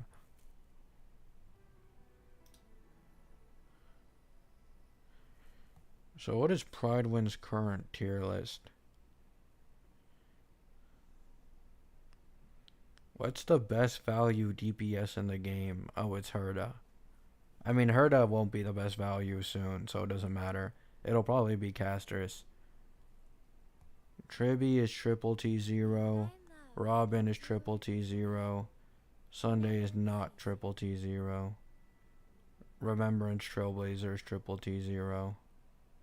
Lingshaw is the only triple T0 sustain. Lingshaw world, and we're living in it. Yeah, I already saw the Cartia leaks. I made a video on it. The day Acheron drops to tier 1 will be the day I crash out.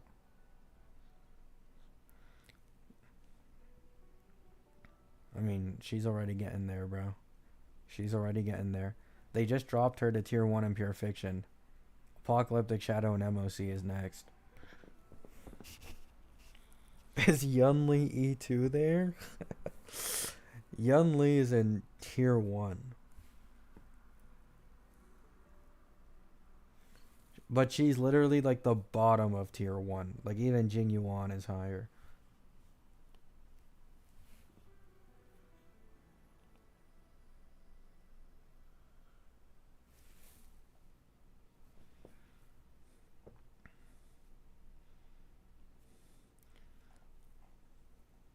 Silverwolf is in tier 2, but that's just propaganda. Sparkle is somehow below Zhao Q. Once again, propaganda.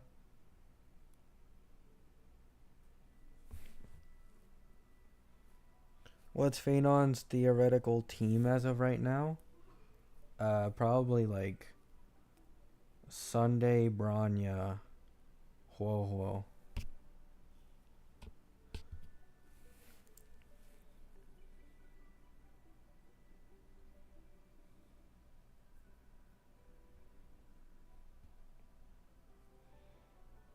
Guys, chill on Sparkle, please.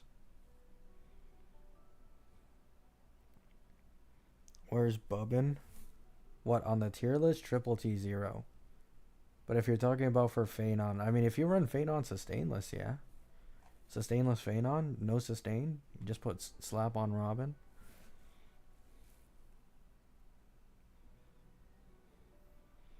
Why dual action advance? Feainon gains a stack every time he's buffed. So, yep. Because he gains a stack every time he's buffed, obviously action advancers that are single target ones specifically, because you can't use like AoE, you know, like, oh, he's caught in the crossfire. It needs to be only him specifically. So Sunday can buff both on ult and on skill, and he even has a trace that specifically says if you regen energy for him, he also gains a stack. So Sunday's skill plus ult combo is 3 stacks. And then obviously Sparkle doesn't have, or sorry, Branya doesn't have that, but Branya is apparently the best buffer for him, even over Sunday. Obviously she has the skill point issue, but why wouldn't you use Tingyon instead of Branya? Because there's no action advance. Giving Feainon action advance and allowing him to use skill gives him 2 stacks in of itself. Like,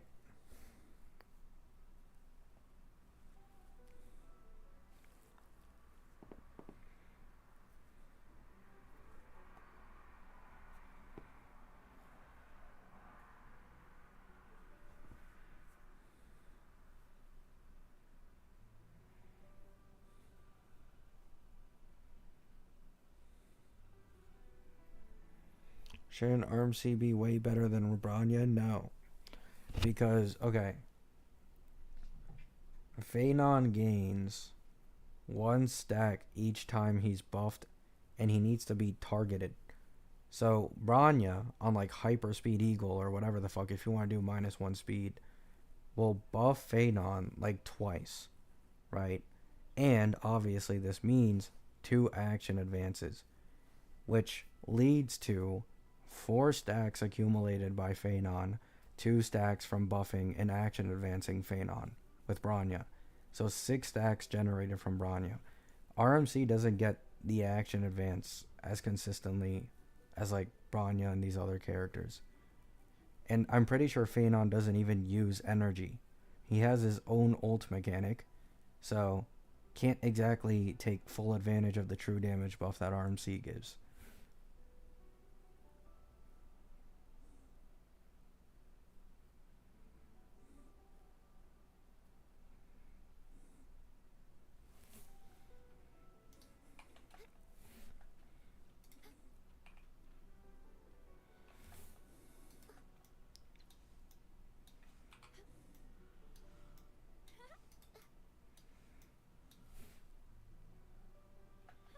I don't think you have enough skill points for 3 Feainon skills plus Branya.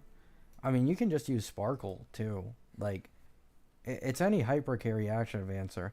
I mentioned Bronya because Be on guard. according to the leakers, Bronya is the best buffer for Feainon in the entire game, even above Sunday, in terms of like increasing damage output. But if you don't care about Feainon doing more damage and you're worried about skill point problems, Sparkle would just be better than Bronya.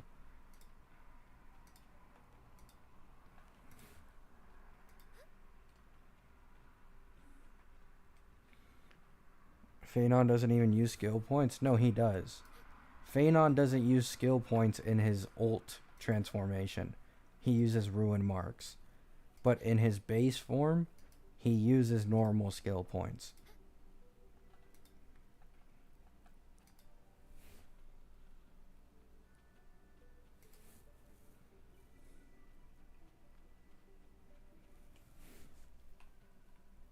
Stop the sparkle cope? My bad. The one guy in chat who has an E2 sparkle is celebrating? True. Yep, you can use an E2 sparkle. Better buffing capabilities than Bronya. Helps with the SP management. If you use E0S1 Sunday plus sparkle, that'll be best in slot. But here's the thing, right? Okay. Ceridra will just shit on everyone else. There is a priority list of pulling best in slot teammates for Feainon, and it is Ceridra by like a mile. Like, undisputedly, undoubtedly, it is just Ceridra if you're going to pull any best in slot teammates.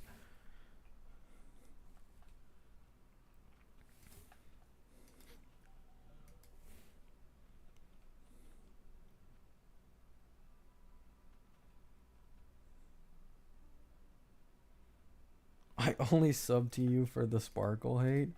My bad, Solus. I mean, to be fair, I think Sparkle is kind of already in a coffin at this point.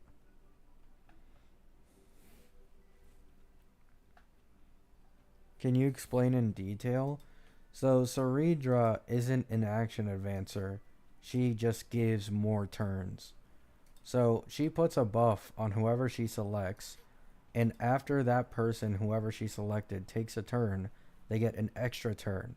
Not action advance, by the way. So, Feainon, when he goes into his ult form, retains all the buffs he was given for all these special turns. They call it special rounds / special turns, and the buffs that were applied to him by his teammates can't go away. Like, there's no ticking, 2 turns go by and all the buffs are gone. He keeps it for the entire ult. So this means Feainon giving himself 8 turns, theoretically, would allow you to do 16 with Ceridra. So you take double the amount of turns in his old state if you have a Ceridra buff on him.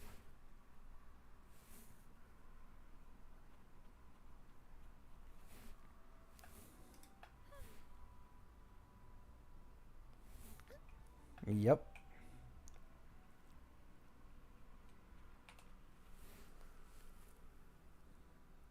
Yeah, that is the current leak for Ceridra.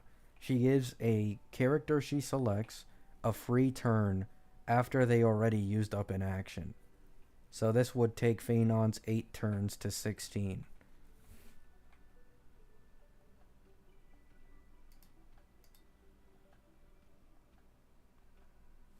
True, Draco, yeah.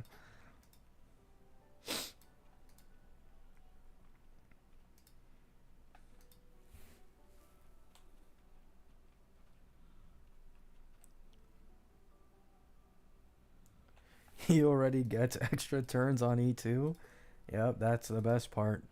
E2 S1 synergy with Ceridra just gets even stronger.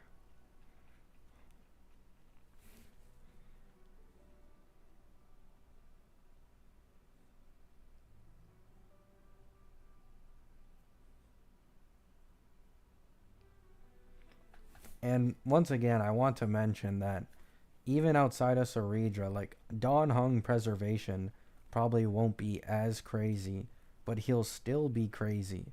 Because according to the leaks, he gives buffs. So that's a stack for Feainon. And he puts summons on all characters on your team, which allows Sunday 50% more damage bonus to activate for Feainon. Same with his E1.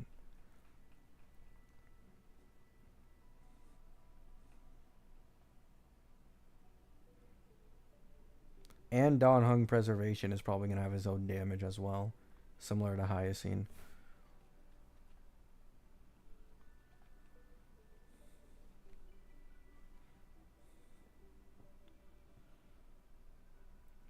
How are we free to play is going to keep up pulling every patch?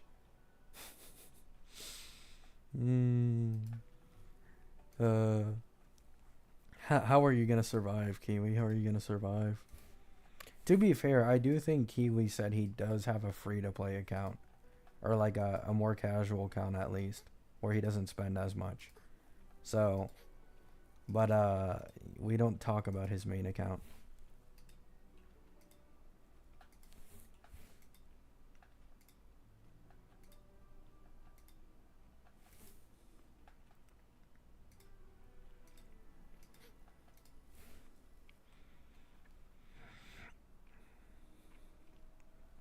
Yeah, E2 S1 Feainon should be pretty doable for me if I don't get unlucky.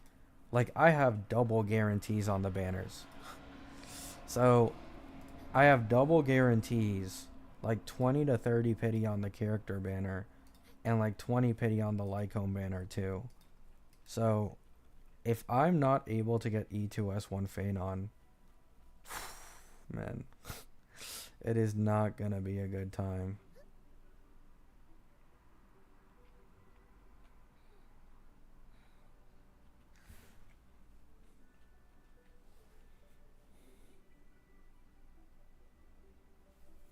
Feainon's Lycone a whole ass character? No, it's actually crazy. Like, I'm gonna be honest, as an E2S1 My Day puller, pulling My Day's Lycone was a fucking mistake.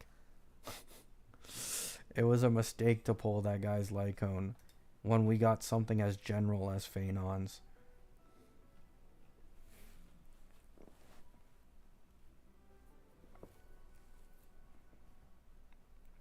Watch them rerun Fainon with Cyrene. I mean, it would kind of line up 3 patches later. Cyrene is supposed to be 3.7.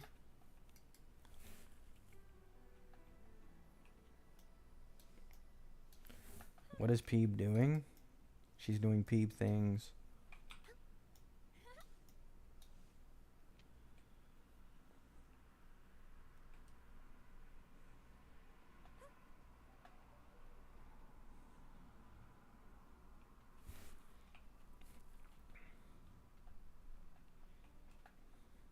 You know they're going to put a restriction on it? I mean, probably.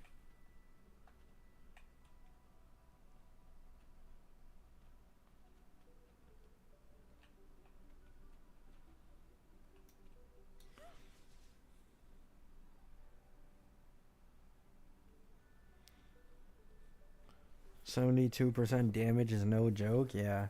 72% damage, 18% defense shred, and heal whenever attacked. Like, what the fuck?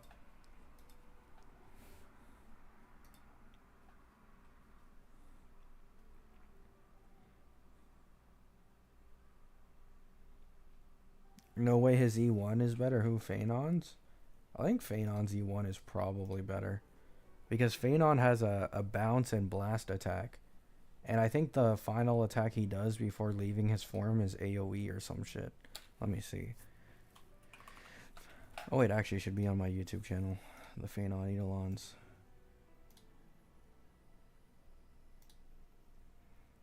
Where is it?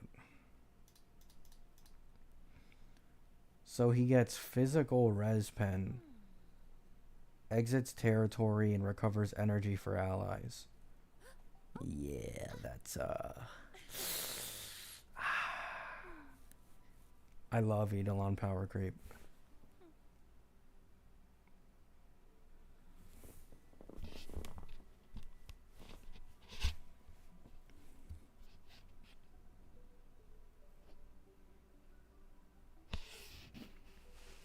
could be stats for S5 of his Lycone.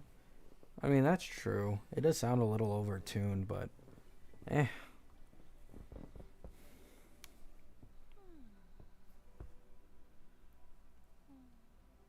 E6 is just E1 Tribby. I didn't even look at E6. Oh, I can't see it on PC. I need to look it up on Reddit.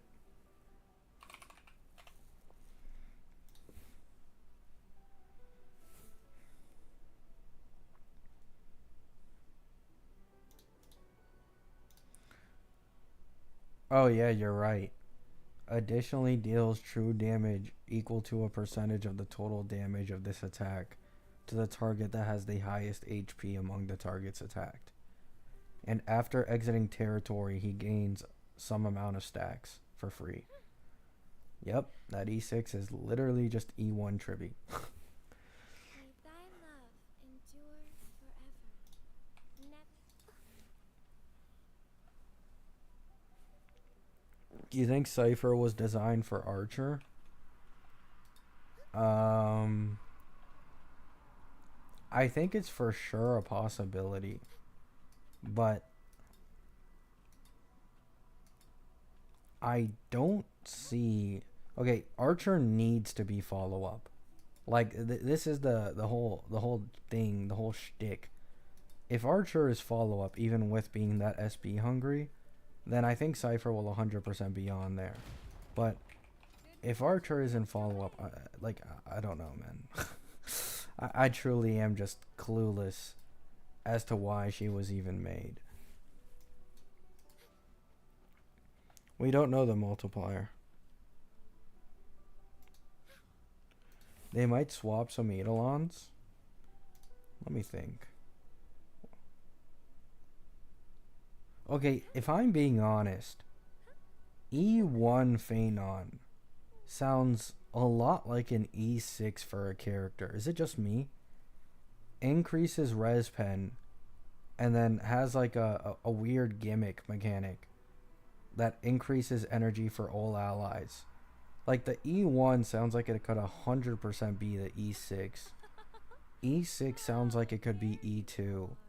And E2 looks like it could be E1. Who's a good bull?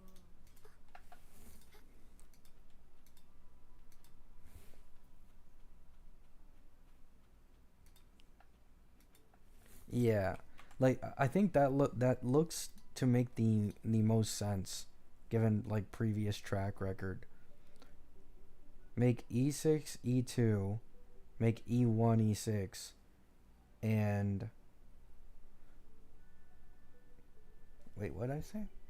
Make E1 E6, make E6 E2. Yeah. And then make E2 E1.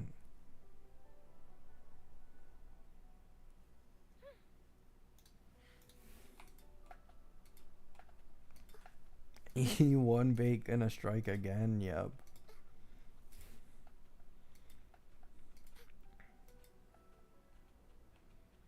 Can we talk about Saber now and how Hoyo locked up her kit? A. They're taking notes from Wuwa with Cartia, man. They're taking notes.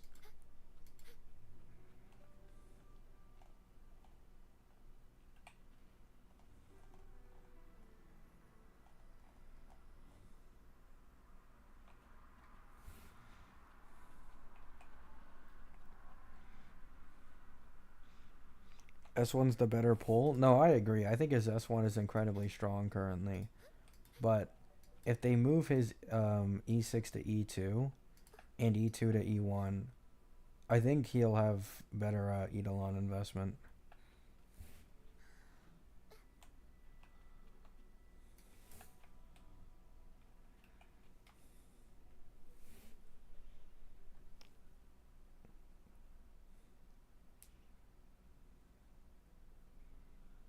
You play HSR, you have already been baited. Real and true, real and true.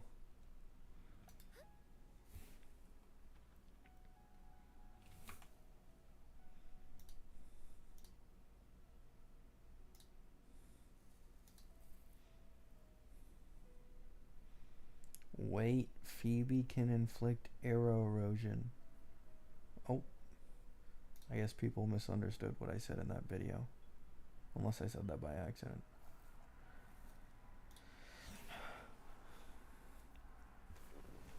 Yeah, I'm gonna be honest. I've become more chill, you know what I'm saying? Like, I don't doom post Wuwa as much. I just goon to Twitter art, and I play my gacha games in peace. And every here and then I'll do, like, leak content and stuff. I think I've achieved Zen. You know what I'm saying? I've achieved a Zen state. I think downloading ZZZ, like, changed my life. Like, it completely changed my perspective on how I view life in the world. And so now I'm just, like, calm. Forever grateful. Changed.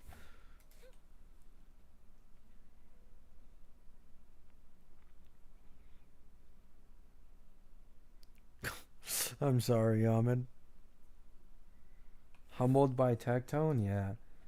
Being humbled by Tectone was truly like a life-changing experience for me.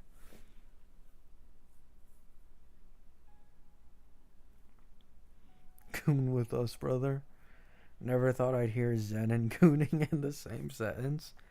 You should be glad that you lost your 50 on Anoxa. You were getting baited. I actually was. I almost fell for the bait because of my gambling addiction.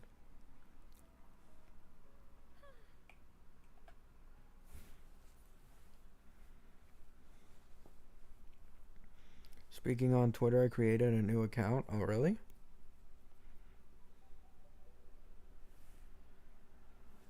Yeah. What did you see in ZZZ? I saw paradise.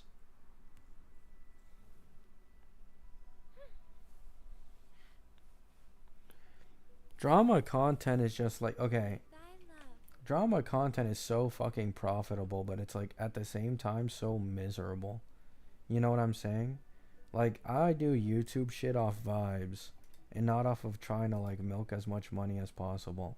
So the drama content stuff is like quite boring, to be honest. Like, who the fuck wants to hear someone complain about one game versus the other or other shit when you can just talk about, you know, gooning to characters or the most recent leaks or how to make some character broken as shit? Like, you know what I'm saying?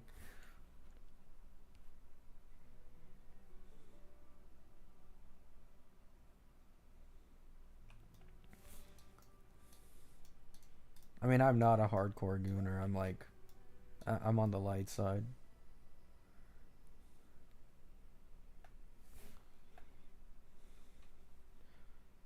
Just need a polar bear and ZZZ now.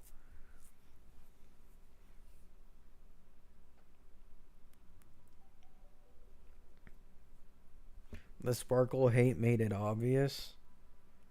Nah.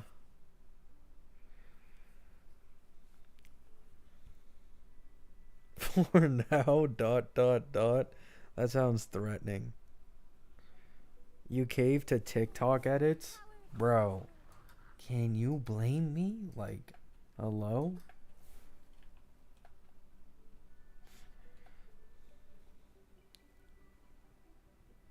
I pulled E0 and Noxa 154 pulls. I don't know what I'm doing, not even S1.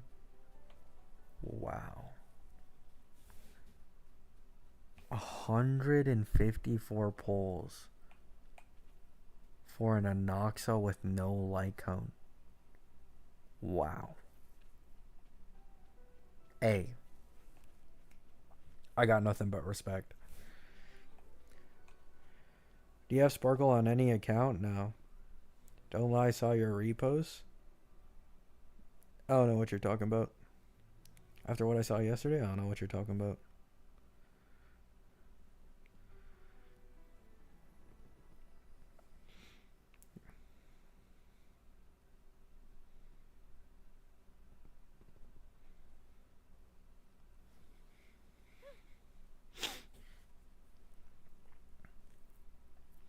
If only V4 Anoxa was still here with us, yeah. Fee for a Nox that could have fed families. It could have saved so many people's lives from tragedy.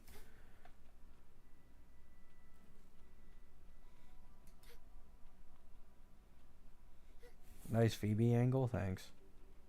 I try my best.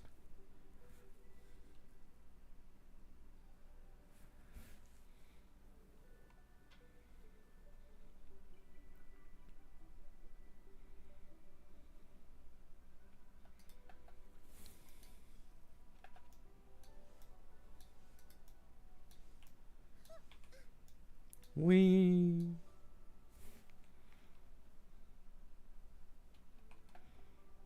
Yeah, Solus is probably hiding like the darkest pits of shit in his legs, judging from how he's talked about them. He just keeps it on the low.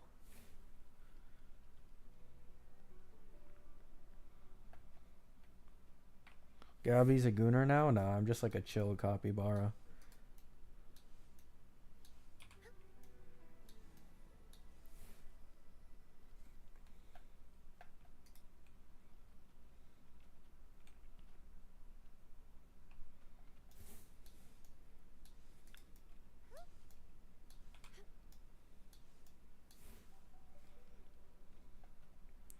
That's what a gooner would say? No, that's what a capybara would say. A chill capybara, simply minding his own business, going with his day. You know, doing leak content. Nothing special. Nothing crazy.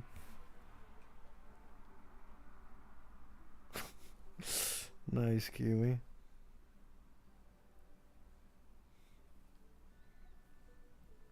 There's no way it's that bad. Saw the evidence? There's no evidence. The only evidence is me being a chill capybara.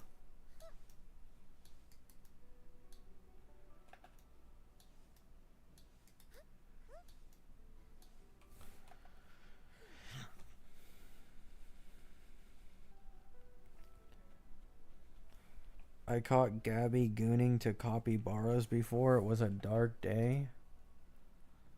I'm sorry, man. It's not easy finding your own kind out here in a world full of humans. It was desperate times.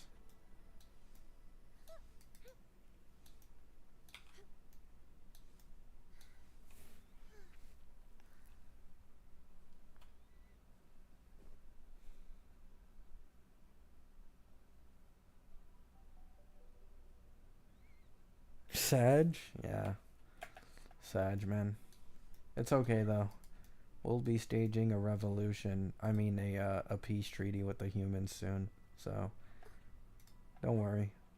Things will, go back to how they should be.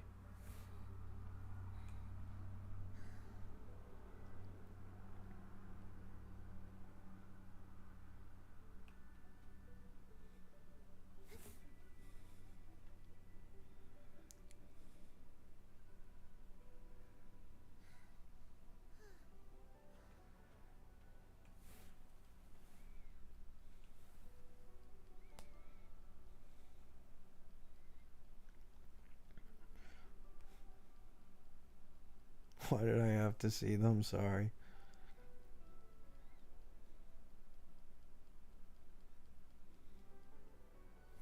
Actually, let me go back on my own thing. Let me see how bad it is. Is it really that bad?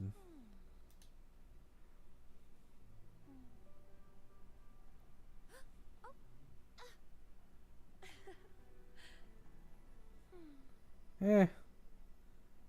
It isn't that bad.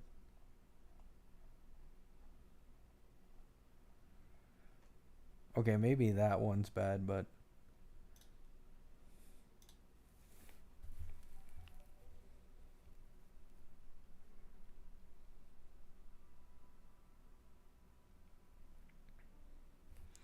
I currently have 120 pulls for Chakona.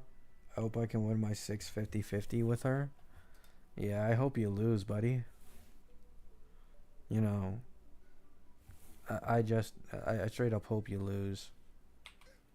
I don't like hearing people win their 50-50, so Hope you lose that.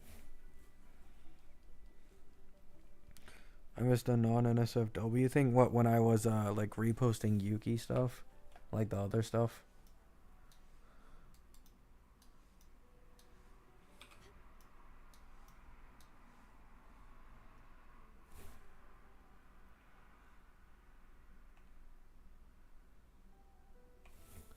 Yeah, understandable.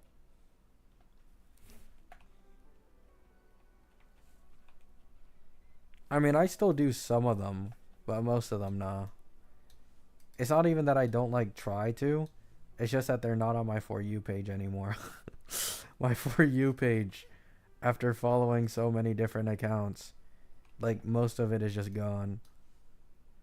But when they do show up, I usually repost it.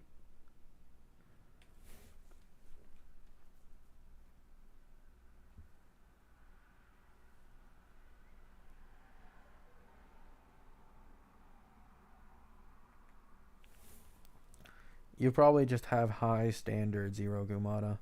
You have high standards. You've been accustomed to it too much.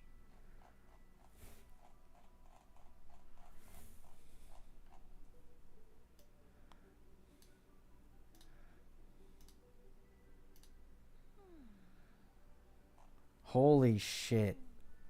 Bro, what is that, Soulless? Fat fuck Ika. It's gonna absolutely destroy our planet.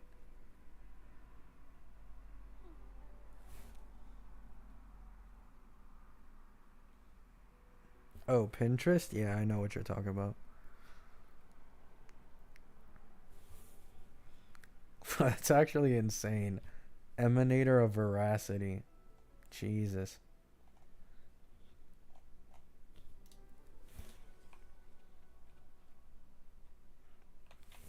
Kiwi, have you seen my repost? How bad do you think it is from like 1 to 10? Like, is it bad, like everybody else is saying? Or do you also think it's like calm?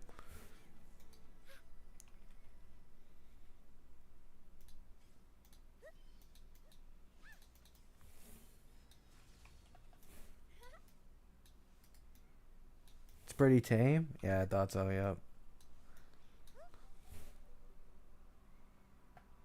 You can use that as thumbnail material? I actually could. I could make another depressing... If you guys remember, I made a video during like V2 Cypher where I taught... The title was something like...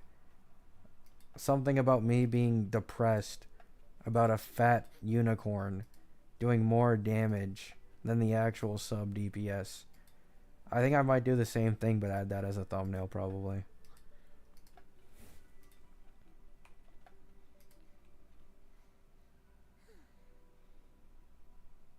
It's a 10. I mean, I think Kiwi's the most experienced here, so do one pull on Zanny? No. Fuck no. Especially after seeing those animations for Cartethia.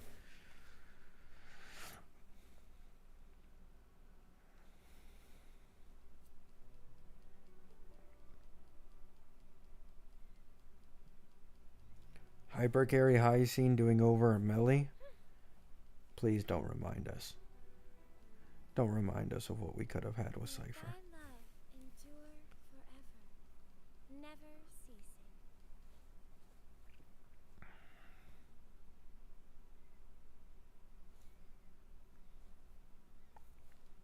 It's the same here, Kiwi. It's the same here. Unfortunately, or fortunately, I was chosen.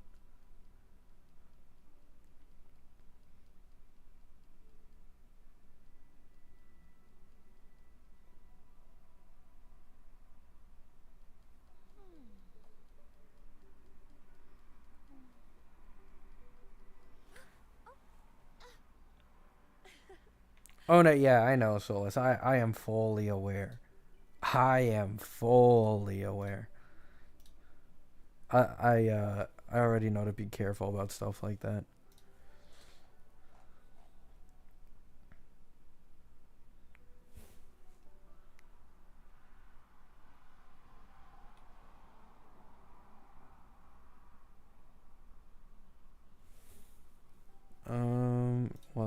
waves leaks. Is there anything new here?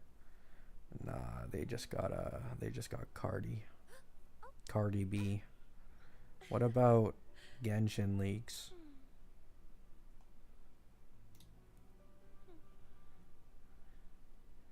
Possible 5.8 character.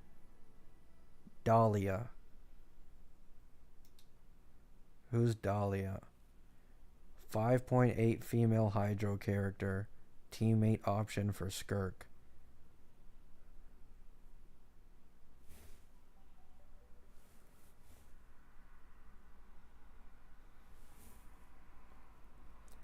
Dahlia is for Skirk to be played on field. Female Hydro character in 5.8 will enable both herself and Skirk to hold E, press Q, and swap out, pivoting to a high DPS quick swap playstyle. Skirk has 2 DPS playstyles. Question: so Skirk's ultimate team in 5.8 would be Skirk, Feainon, Escoffier plus the Hydro female. The Hydro female is roughly the same level as Shenhe. Oh. So she doesn't fucking matter? Oh, okay then. Yep, skip. Easy fucking skip. You're not even better than Shenhe, buddy? Get the fuck out of here. Yeah, Ahmed.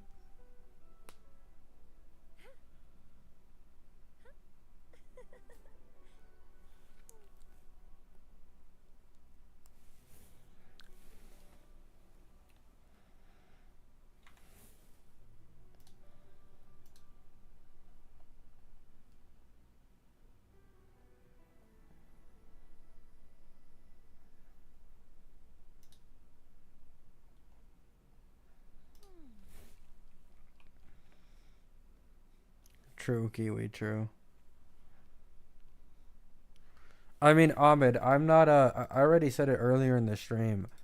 I'm not taking um I'm not taking Genshin and ZZZ as seriously as Wuwa and HSR.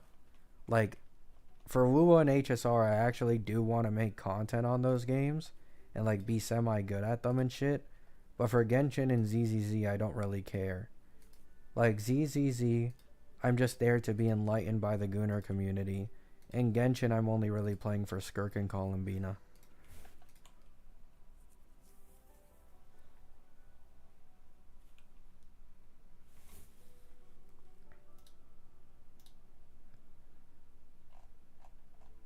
I wonder if is there a Zenless Zone Zero leak Reddit? Yep. 100k members. People love leaks. Introducing Hugo. Yi Xuan video isn't available anymore. Rest in peace, leaker. A new mechanic called sheer damage bonus.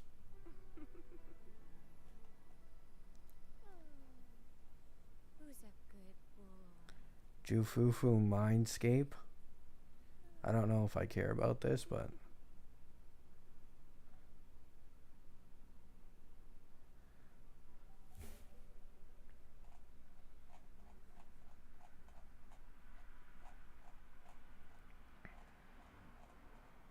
I'll quit after the collab in HSR. It's understandable. I don't blame anyone who quits.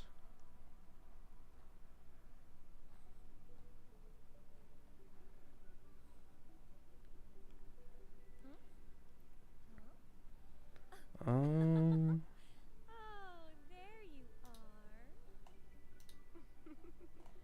are. Oh, new enemies. Those are some pretty sick designs.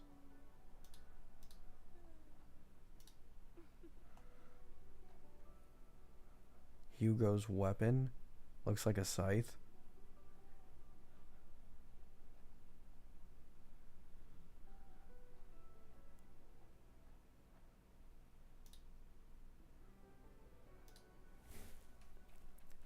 Can you show them? Maybe you can't. Nah, half of them are like in gameplay videos. I can show like the mindscape shit for certain characters, but that's it.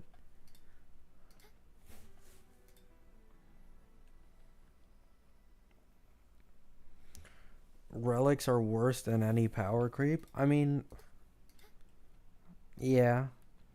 I think the problem isn't even relics in general. It's the fact that there's always a new relic set every 2 new patches that is best in slot for a new DPS. So, like, you just gotta go back to the mines, basically.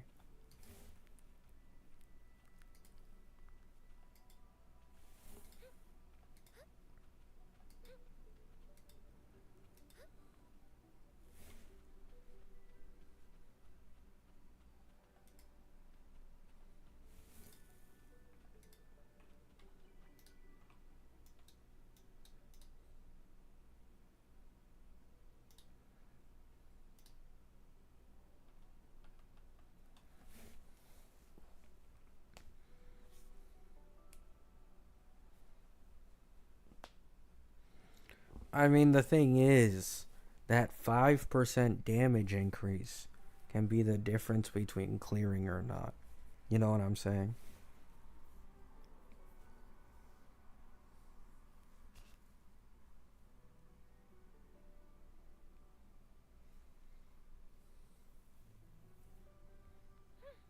R99 mentioned. I don't even know what that game is. There's so many gacha games, man. It drives me nuts. Never ceasing. I'm getting recommended the R99 SMG from Apex Legends. Oh, reverse 1999. I see.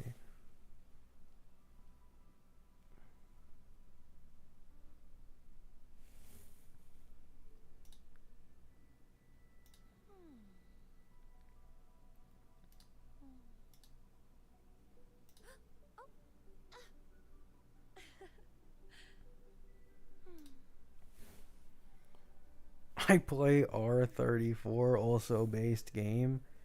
True, true, true. Man, I did not know Twitter was this good, man.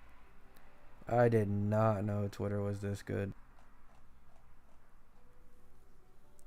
I was not on the meta this entire time.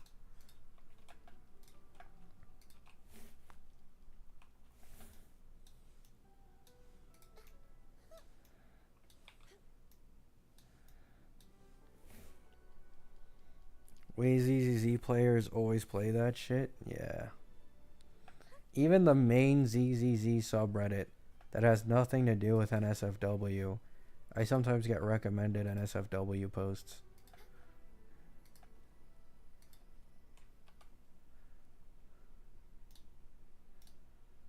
And the ZZZ subreddit is the only one I get stuff like that for. From like a big main game Reddit. And it's not like maining a character or something.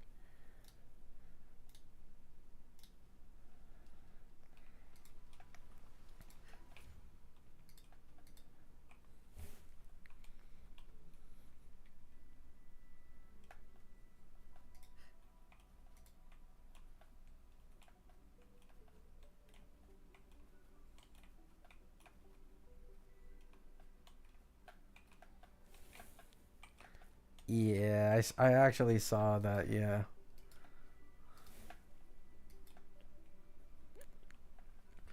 I'm now realizing that Kiwi's PFP is Virgil, and it's thanks to Twitter. Yeah. I noticed a little bit ago. I'm like, oh, DMC fan.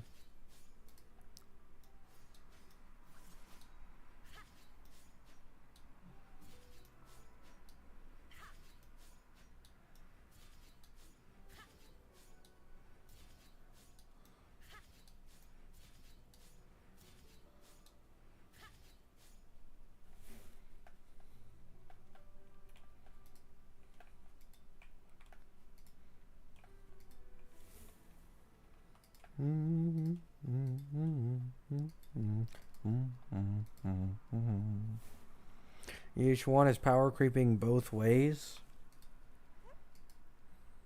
Miyabi better.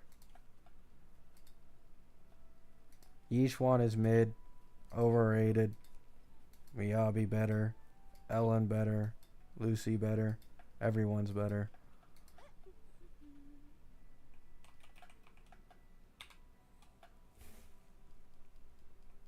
Cope, not cope. There is no cope.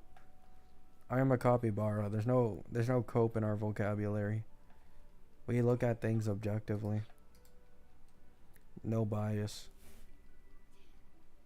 Hail me a ball? Yup, hail me a ball.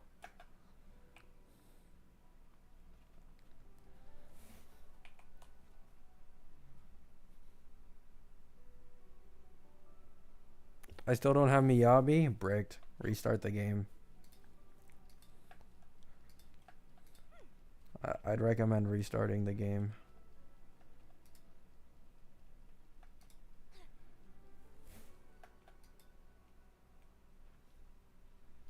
Venus is on the list? Who is Venus? Is that a ZZZ character?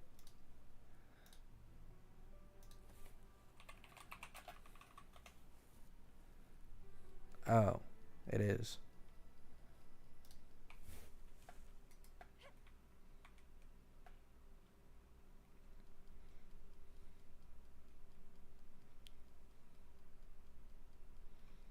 When is her rerun? I don't think anyone knows when Miyab's rerun is. People are just like assuming 2.0 or 2.1.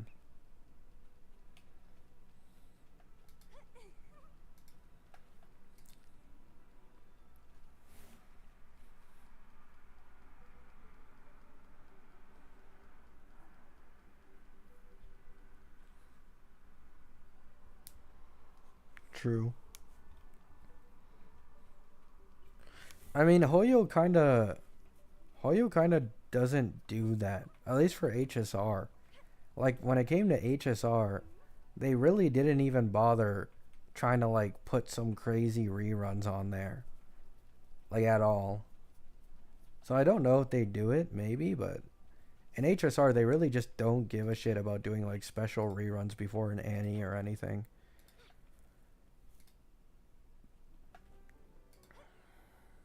Wind against my vines.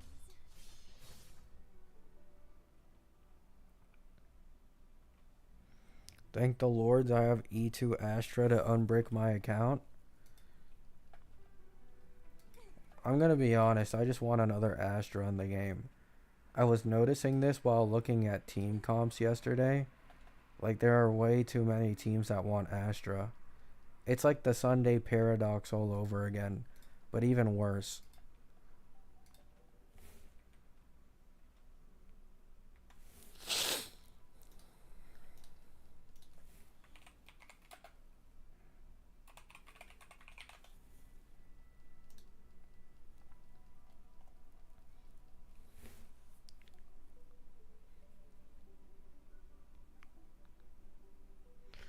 Yeah, next limited support is a must pull. Yeah, probably. What do our mindscapes even do? Mindscape 1. Attacking enemies reduces their res by 6%, stacking up to 3 times and lasting 30 seconds. So 18% res shred. Upon entering the battlefield, Astra gains 1000 decibels. When activating her ult, all squad members gain 1 stack of protection for 60 seconds. When attacked by an enemy, consume protection, granting invulnerability for 1 second. And then Mindscape 2 is an attack buff. So attack buff from passive is increased by 19% with a maximum of 400. While in Condensa state, when other characters switch in through a quick assist, chain attack, assist, or evasive assist, Yao will additionally follow up with 1 tremolo and 3 tone clusters to attack. Triggers once every 3 seconds.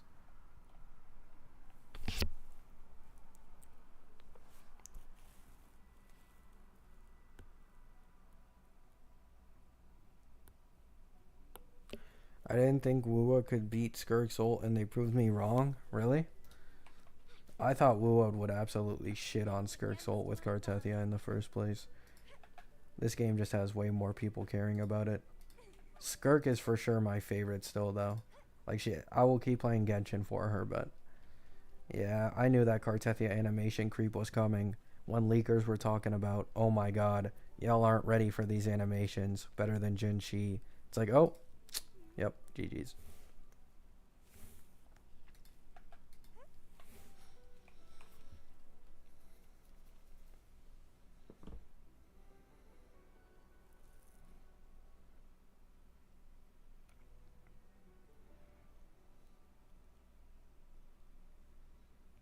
Yeah.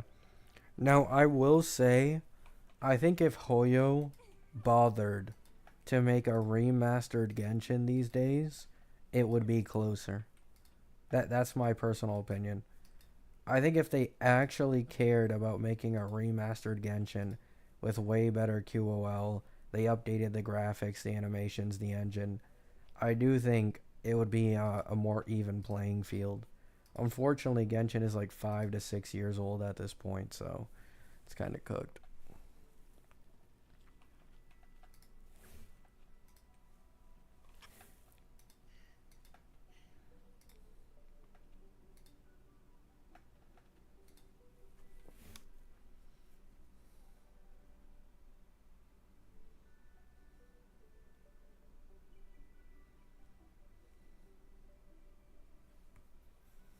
Yeah, Cartethia has impact frames on that shit. I can't wait to pull her.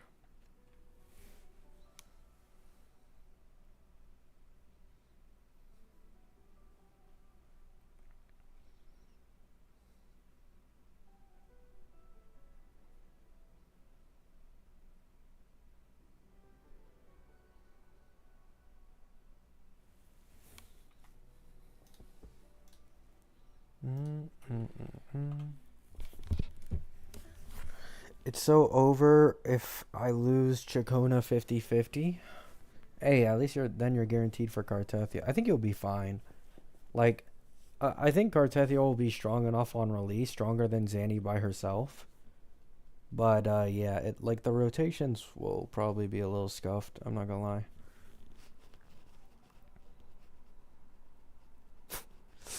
Nice, Kiwi.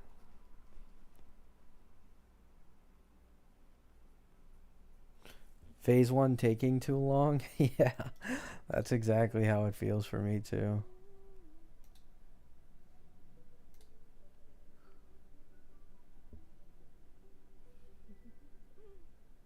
How do you like this flower? Do you think small Cartethia would apply a air erosion by herself? Hmm.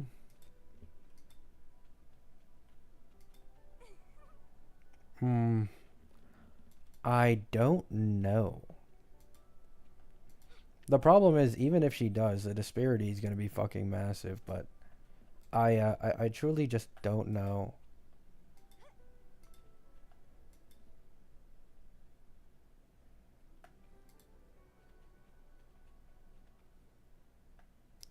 Like when they were showcasing Cartethia, they didn't have the UI on, or use it against an enemy, so you can't like see.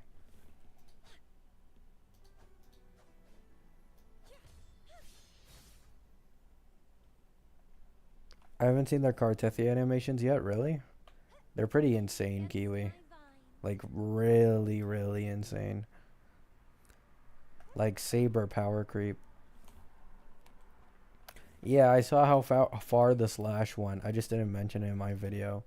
But you can see, like, a line go all the way across the map.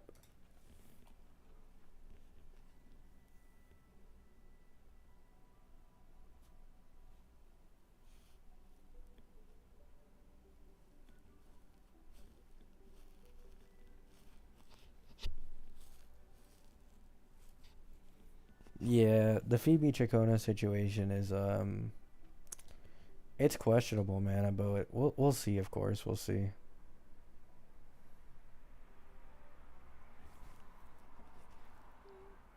Time to bring up Gabby vid.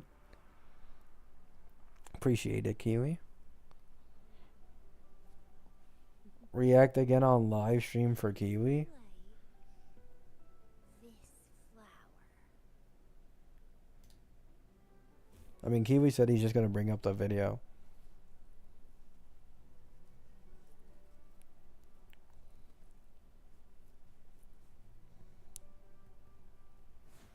Whoops.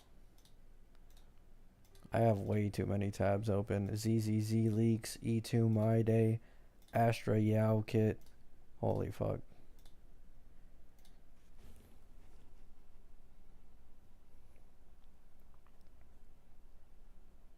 Stole Saber's signature move? Deadass. took Yun Li's move, made it better. Cause well, obviously Tyrone, but we're talking about the order. And then we get fucking Cartethia just absolutely going crazy.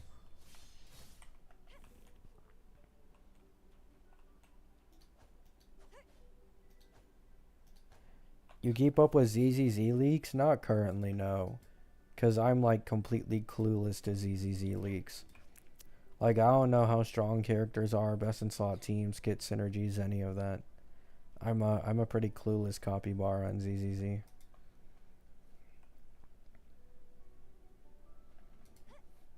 Now, I may or may not, depending on how well the ZZZ Annie goes, just make one bait video, right? Just one bait video, you know. Best gacha anniversary of all time, and I'll put like some clickbait thumbnail or something. You know, just a little bit.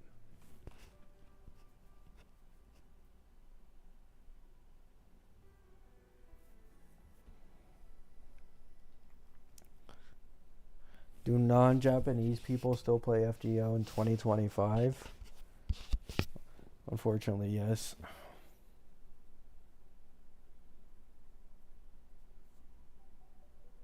You can do that now with Wuwa.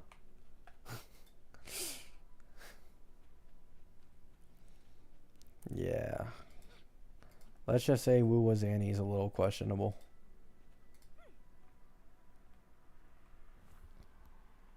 What the fuck were those animations? Yeah, Kiwi. It literally like shits. Like in my opinion, before Cartethia, best animation in the game was Carlotta's, but yeah, it's pretty disgusting.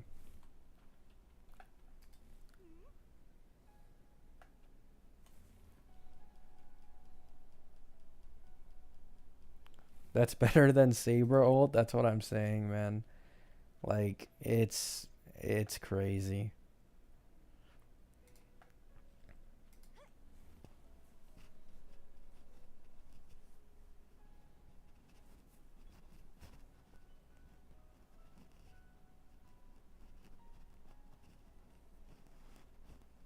It's better than Zanny and Carlotta's. Yep.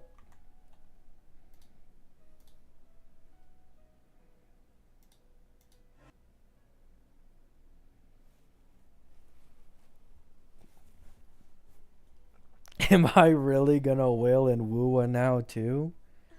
I mean, Cartethia is an elf, and she can be a giantess at the same time. And she has the animations. And she'll probably be the strongest in the game. So, do with that what you will.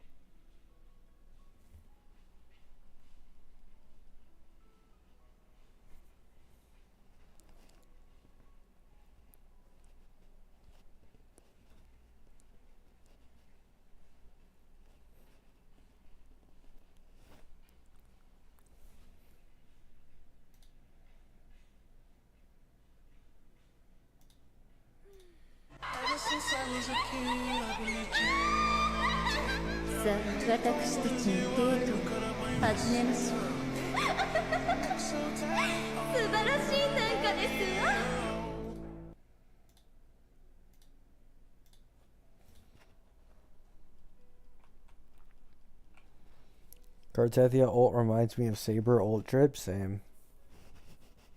Hail Kurumi, hail Kurumi.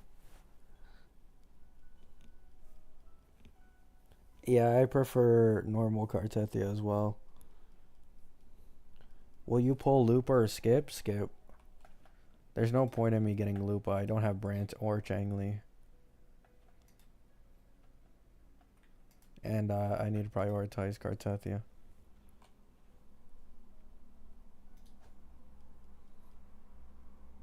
When does Cartethia release? Next patch. Likely first phase. So, like a month and a bit, I think.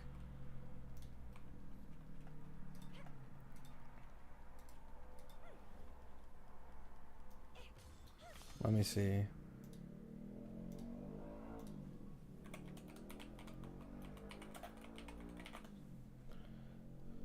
May 7th, oh wait, no. That's when she was teased.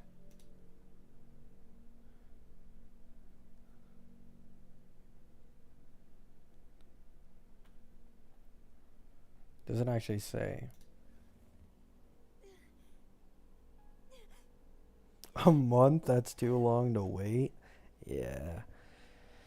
I mean, in the meantime, actually no, you sound like you're gonna wail on her, so you probably don't even need Chakona, but Chakona's the second phase of this patch. Best in slot teammate.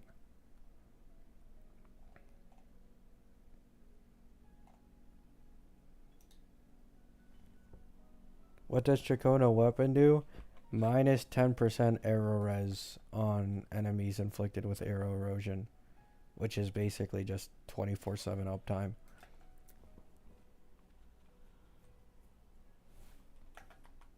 You can solo clear with Donjin, so it's fine. W. This is so player friendly.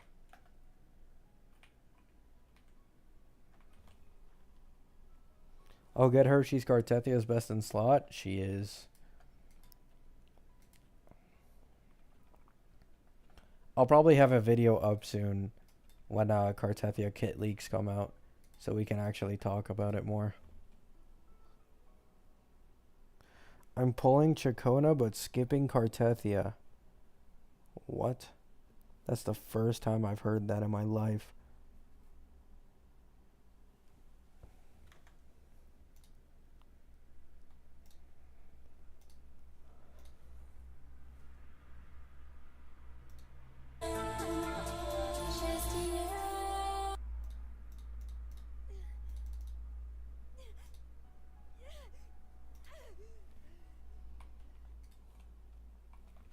She should work with Gion.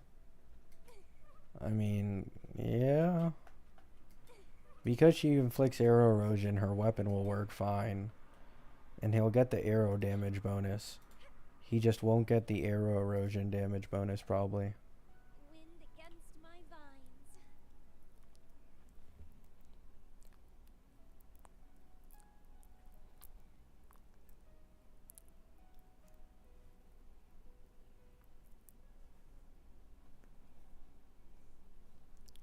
You think there's a chance we don't get to see her kit leaks until release? Nah. There's no way. Unless they actually don't put her in the beta at all, I don't see it happening.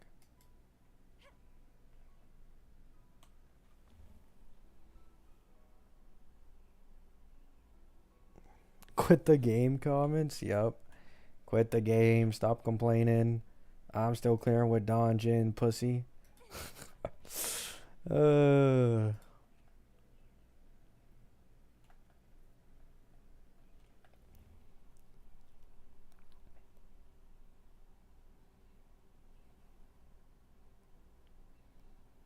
Yeah, we got a lot on the list, Irokumata. There's a lot.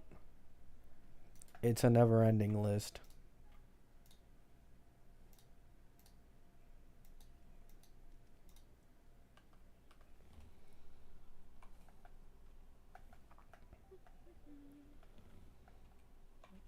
At least make Lupa a solo character.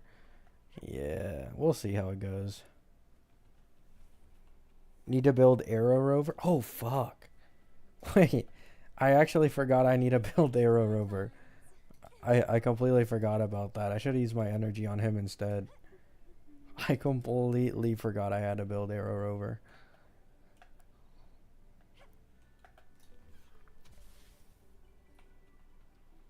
Cartethia and Lupa on the same patch. Yup, Kiwi. The girl with a foxtail and Cartethia.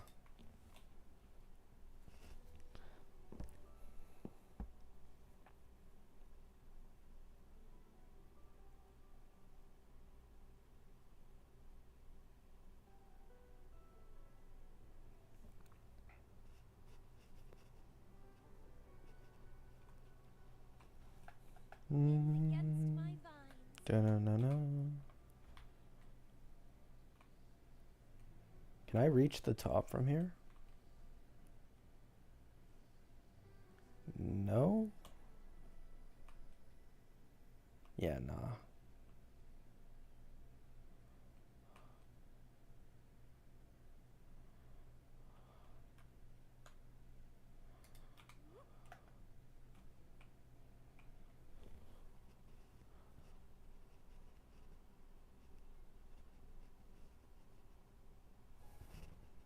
Yeah, no fox ears is kind of crazy, I'm not gonna lie. How do you have the tail but no ears? It's a scam.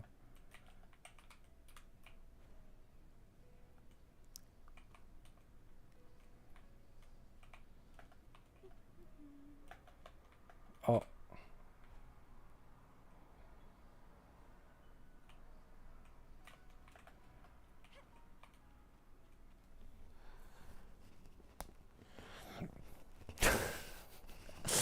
Nice, Kiwi. Can't blame you. Do you actually need to build Arrow Rover when Cartethia plus Chakona gonna duo the endgame? I mean, building Arrow Rover... Okay. Arrow Rover increases the max amount of arrow erosion stacks you can have by double. So you get double the arrow erosion stacks. Also converts the spectral frazzle from Chakona into arrow erosion, and he gives arrow damage bonus. So you don't need him or need to build him, but it's just easily best in slot.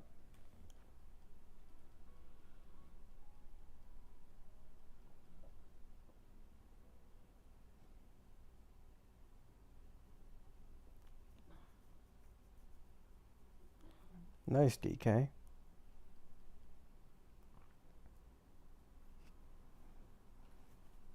Alright, guys.